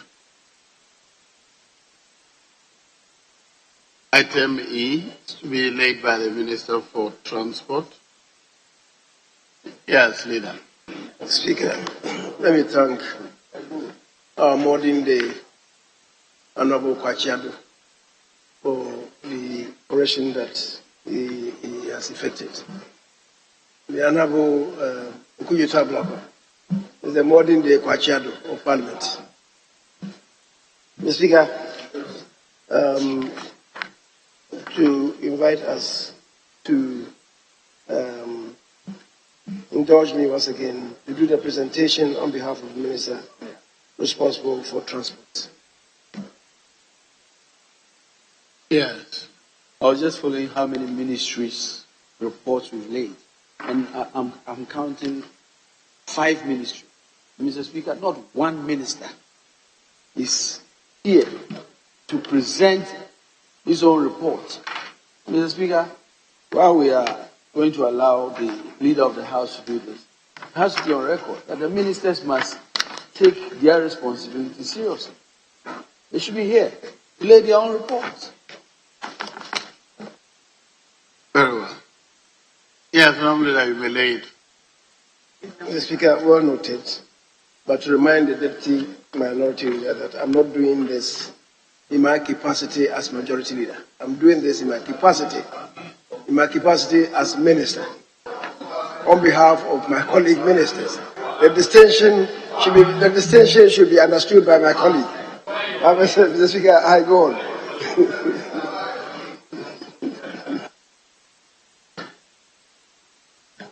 Budget performance report in respect of the Ministry of Transport for the period January to December 2022. Annual statement by the Audit Committee of the National Road Safety Authority for the year 2020. The reports are duly presented. They refer to the Committee on Roads and Transport to consider and report. Item G, by the Minister for Energy.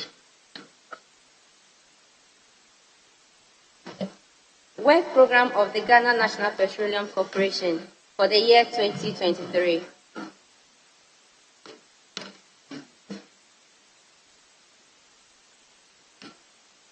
The report is duly presented. It's referred to the Committee on Energy, Mines and Energy to consider and report. Yeah, okay. Which one? How are you? GMPC. I in error jumped, so I'm going to railway development. Mr. Speaker, this one is to, what I just did is F. So I'm going back to F. I went to G without considering F. Yes, so what I did was for F. What I called was G. So I'm now going to call F. Yes, so G is referred to the Committee on Mines and Energy to consider a report. Now I'm coming back to F. Budget performance report in respect of the Ministry of Railways Development for the period January to December 2022. The paper is duly presented. It's referred to the Committee on Roads and Transport to consider and report. Item H is by the Chairman of the Committee. Yes, constitutional legal. Speaker, with your leave, I will stand in the stead of my chairman, who is on an emergency, to lay the report on and for him.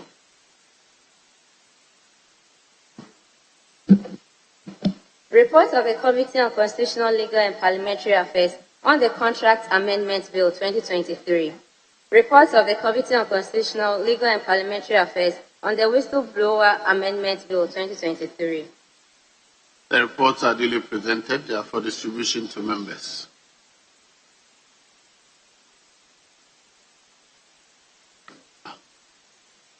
I think we have not done the Get Fund work yet. Are we ready to do the motions? There are actually other papers to be presented in the other paper addendum.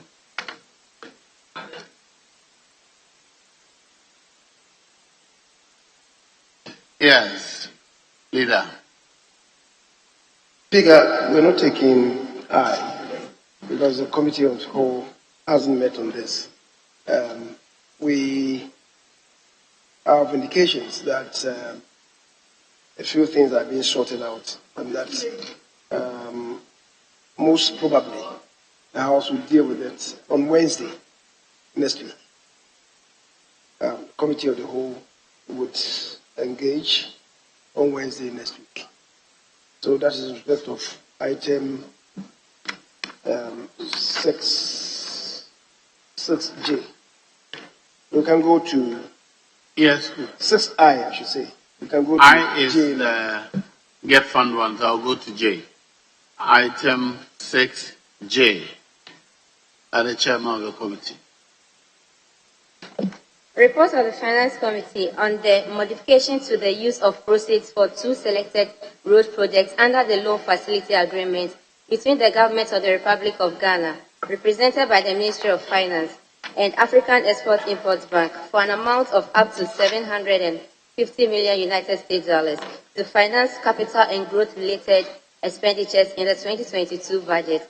That is A, $75 million allocated for the construction of the Ejisu-Konongo Road project to be reallocated for the construction of the Swami Interchange, and B, $98 million for the construction of the Enchikrom Adosu Road project to be reallocated for the construction of the bypasses on the Accra-Kumasi Road N6. The report is duly presented. It's for distribution to members. Order paper addendum. Item 1A on the addendum. Yes, Mr. Speaker, that is in respect of the chairman of the Public Accounts Committee. So.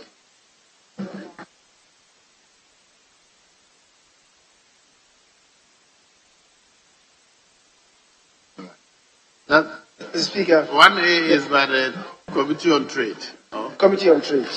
Yes. Committee on Trade. That's addendum. That's addendum. Yes, please. The first one. The first one. It's the first one. So, Speaker, the chair has stepped out to engage in some other equally important business. I think a member of the committee is here. Honorable and the appear could be, so he'll do the presentation. Okay. Yes. Mr. Speaker, the Speaker referred this to the committee to determine the urgency of it. And I think that when we met, it was very clear. I had 2 former deputy ministers who had talked about that accreditation bill that has been in the system for a long time. And the reason it has delayed was because of funding. We were told that the World Bank has allocated $5.1 million on condition that we are able to get this bill passed by the end of the month. $5 million. $5 million. And that was the urgency of it. I will determine that indeed it should be taken. Very well. So kindly lay the report on behalf of the committee. Yes. So, Mr. Speaker, I rise to take the report.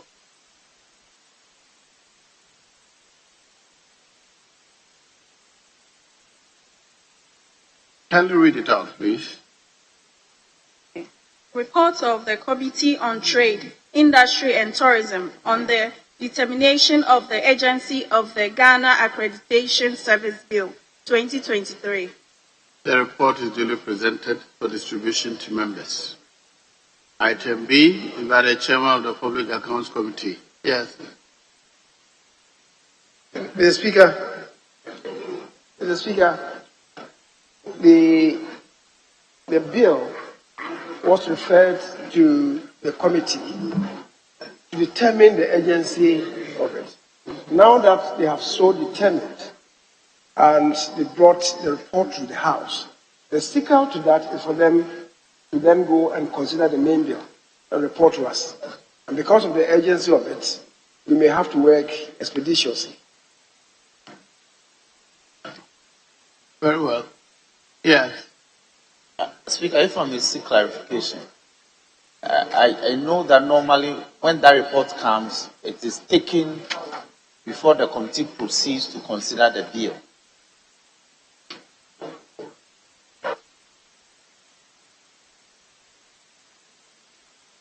Speaker, indeed, what we were asked to do was narrowly decide the urgency of it, and we have determined that that bill is urgent. And so as you have directed, will work assiduously on the bill. For now, it's a report. It's gone to members, but the report has to be taken.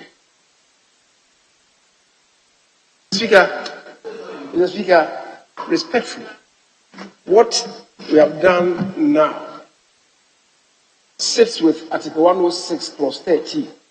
The determination is made by the committee, and what report that comes to us is by way of information. Plenary cannot say that, even though you have brought the report indicating to us that is an urgent matter, we decline. Plenary has no business in that. The determination is made by the committee, and then they come by way of information to inform this House about that. Plenary cannot rule against it. Honorable Leader, nobody is declining. All we are saying is that so far we are at the presentation of papers. It's been presented. If somebody is going to speak to the report, this may be the time to speak to and inform us. Otherwise, it's only been presented. Where's the report? Somebody has to present it to the House. Yes. The information must be given to the House. Otherwise, it's only presentation of paper.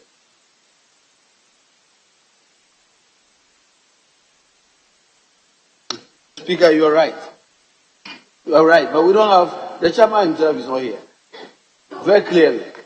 And there should have been a brief report, but to say that we met on the referral yesterday, and after the detailed engagement, we concluded that indeed that bill must be taken on certificate of urgency. And I think that's the information I can provide as ranking of that committee.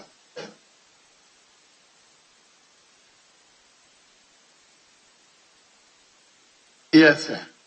Speaker, I agree that we are in a hurry to do that. But procedurally, that brief report of what you did yesterday, determining that yes, this must be taken under certificate of urgency, must be taken by the House. Yes, that's the by practice. That's what we do. No, leader. At least I've been here for some years. That's what we do. That's why, in fact, the Speaker's referral says they should do so within 2 days. So that determination is not by word of mouth. A report must be presented. Yes, but where is the report? Where is the report? A report must be taken. Speaker, the report has been presented symbolically by the ranking member rising and bowing. Of course, you do know that he can only do so if sufficient copies have been made available at the clerk's office, the table office. So it's in recognition of it that he has done what he has done. Mr. Speaker, hitherto, what we have been doing is that when the referral is made and the committee is coming with their report, then they'll box it in that we determined that it was urgent, right? But that was wrong, because we must make the determination, and when the determination is made, the minister then, on account of it, then goes to gazette it. That's the import of it. We cannot wait until maybe, because of the volume of the bill, then they have to wait for maybe 1 week, and after the 1 week, then the gazetting is done. That is not how it should be done. Which is why the Speaker, appreciating the point that we made, then said that from now onwards, it will be, if any bill comes and is of an urgent nature, as requested by the minister, it will be referred to the committee to make the determination, right? In sync with the provision as contained in Article 106(30). So that determination is made by the committee, which has been done. So now the House is seized of that fact that is of an urgent nature. I believe that. How was the House seized with that? He only bowed. Yes, Mr. Speaker, because you bow because he acknowledges that sufficient copies of that report have been made and deposited at the. That's fine. I agree with that. But unless we read, we don't know what they have said in the report. So that's the point I'm making about presenting the report for the House to adopt. Right now, he has only laid it, but he may have to speak to the report for the House to adopt it. Very well. Well, the public accounts. Is the chairman of the Public Accounts Committee here? Is anybody here to present the report? Is your report ready? Item J.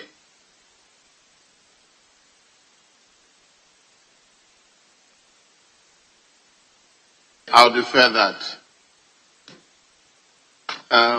There's another addendum, and that is addendum 2, presentation of papers by the chairman of the committee.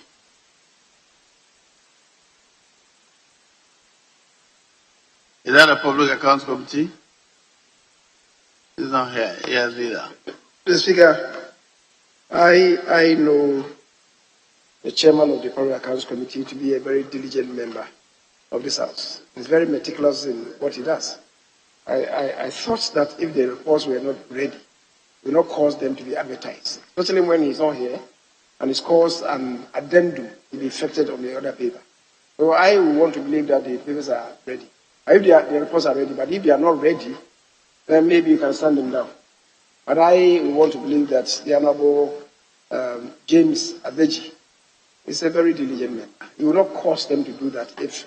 Of course, the table officers will also have to bear witness. If they have sufficient copies of it, then we can lay them on behalf. Any member will lay them on behalf of the committee.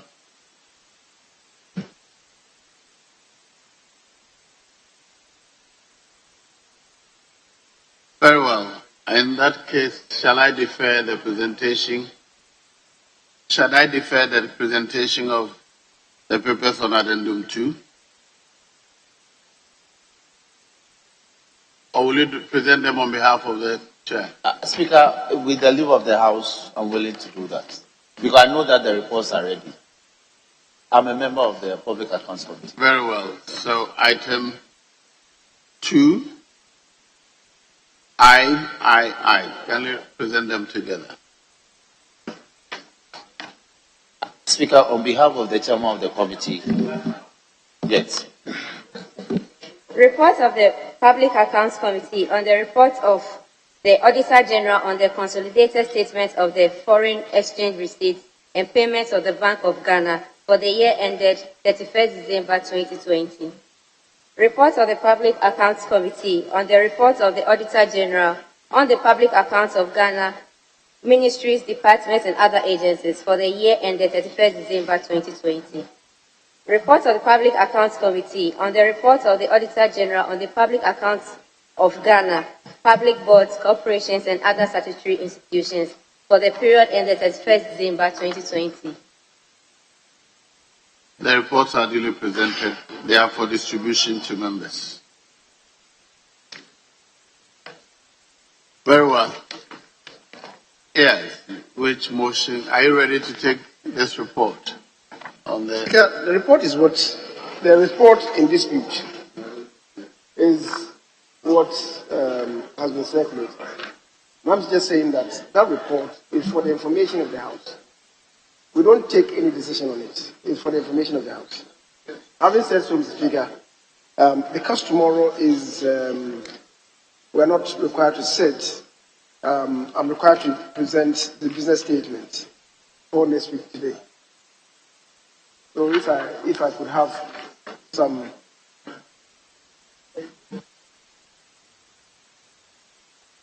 Let me look at this report. What is the conclusion? I'll read it out and then give the directive. So, the report of the Select Committee on Trade and Industry. I'm reading the conclusion. The committee, having considered the timelines of the funding from the World Bank and the policy rationale, is of the view that the bill is important and accordingly recommends to the House to consider the Ghana Accreditation Service Bill 2023 and the Certificate of Agency, pursuant to Article 106(13) of the 1992 Constitution and Order 119 of the Standing Orders. I subsequently direct that the committee is informed by the rules regarding the committee. The committee has informed the House, so I'm now directing them to go back and consider the bill in accordance with the particular constitutional order. Thank you.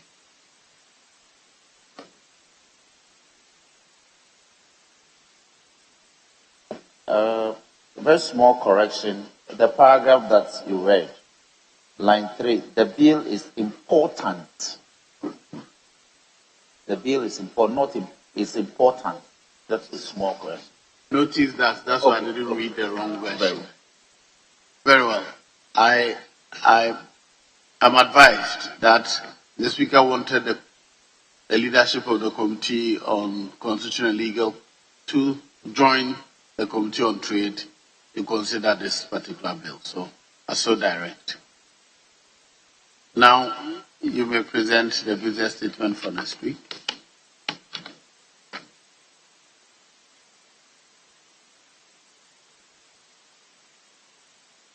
As for that report, there are errors in it.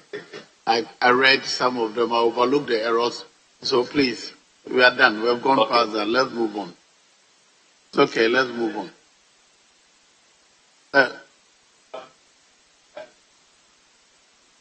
We don't have a minister in Ghana known as the Minister responsible for Trade, Industry and Tourism.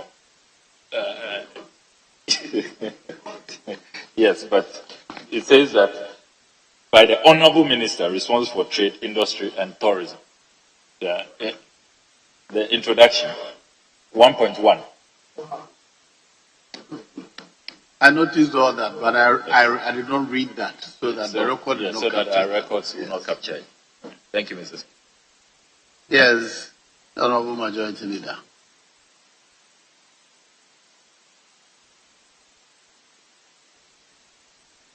Speaker,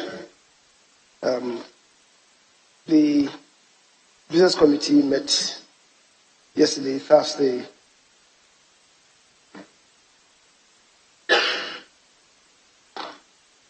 we met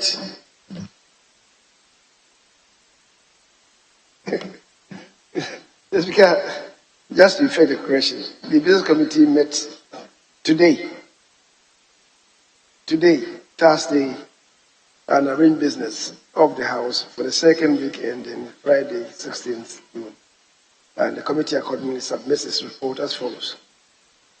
The Speaker, you may read any available communication to the House, and we have scheduled 4 ministers to come and respond to 38 questions. The Speaker, of the 38 questions, 35 are for normal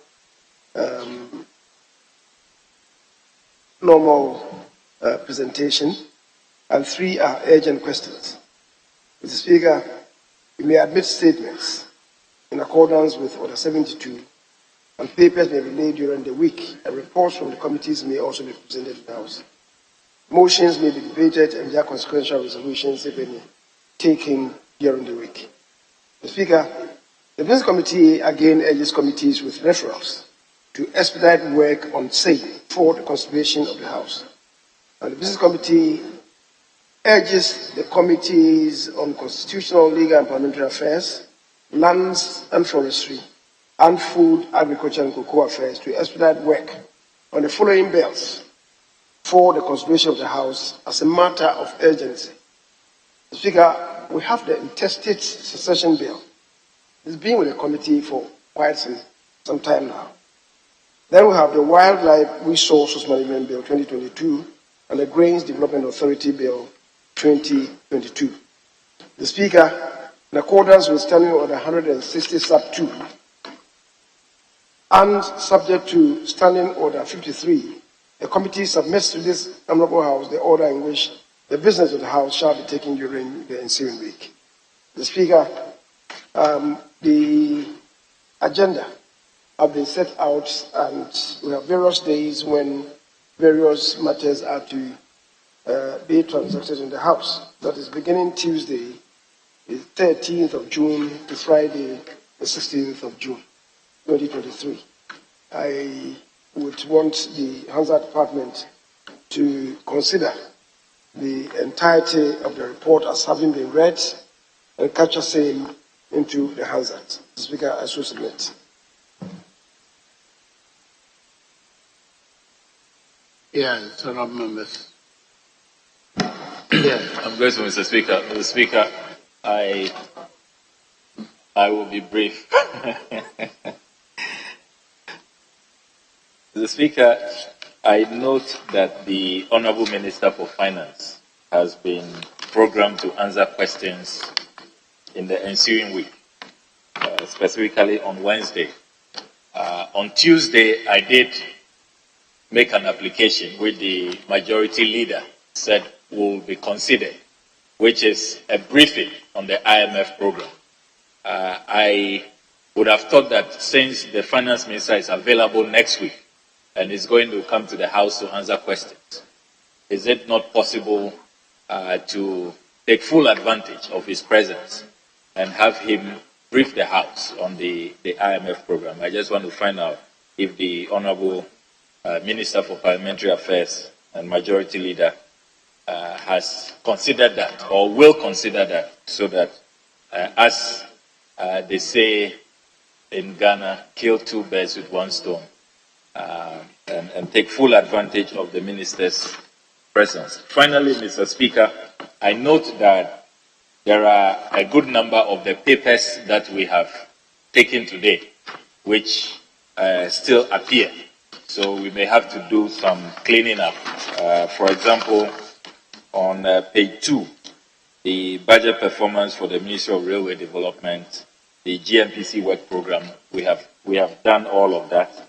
Page 3 as well, the papers listed for Wednesday, Legal Aid Commission, the South District Assembly report, Ghana West Municipal, and quite a number of them have been taken. So I'm sure later on it can be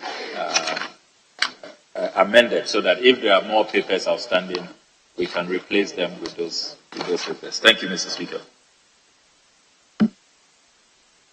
Yes, Honourable Majority Leader. Mr. Speaker, the Honourable Abrakwa is assuming the role of Kwachiado, as I said, and Norbert Awuli. The two rolled into one. And I thank him for bringing our attention back to the basics. I guess the table office will have to look at that. Speaker, on the issue of his request that the finance minister may be brought to the House to brief us about where we are with the IMF, it's a legitimate concern. I will do my best, but remind you that I can only act if the Speaker so directs. The Speaker did not direct, and so that request is in limbo. Mr. Speaker, I certainly have some engagement with the Finance Minister this evening, and if it works, and if he's able to do it, I think it will be helpful to us. So I will touch base with him and ferry the concerns of the House to him. If it's possible, then Wednesday will be a good day, because Thursday next week is Cabinet Day. Mr. Speaker, thank you.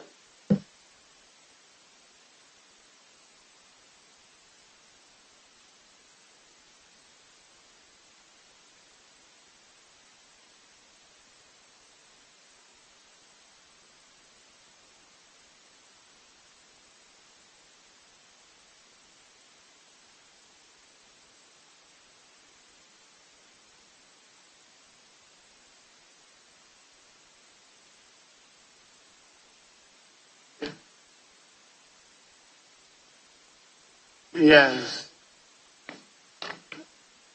Speaker, please to draw the House attention to the fact that the on addendum, item number 1B, that report too is ready. So I want to pray the House that we take that one to as well. so we wouldn't have to come back. Mr. Speaker, I guess when we got there, the resistance movement was from that side. That the chairman of the committee is not here.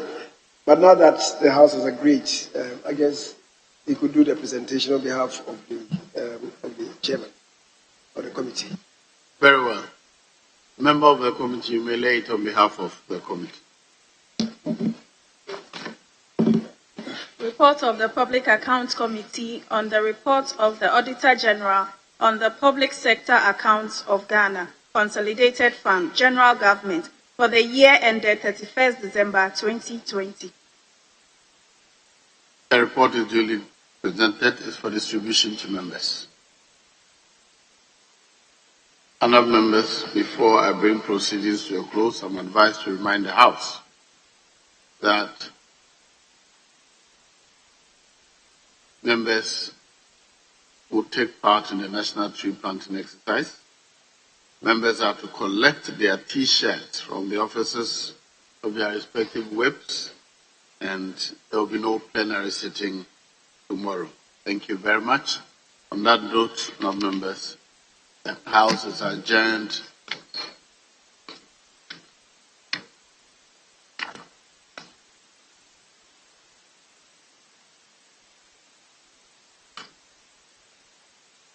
Voting, right?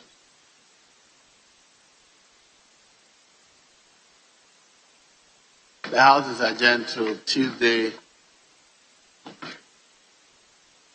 June 13th, 2023 at 10 o'clock in the forenoon.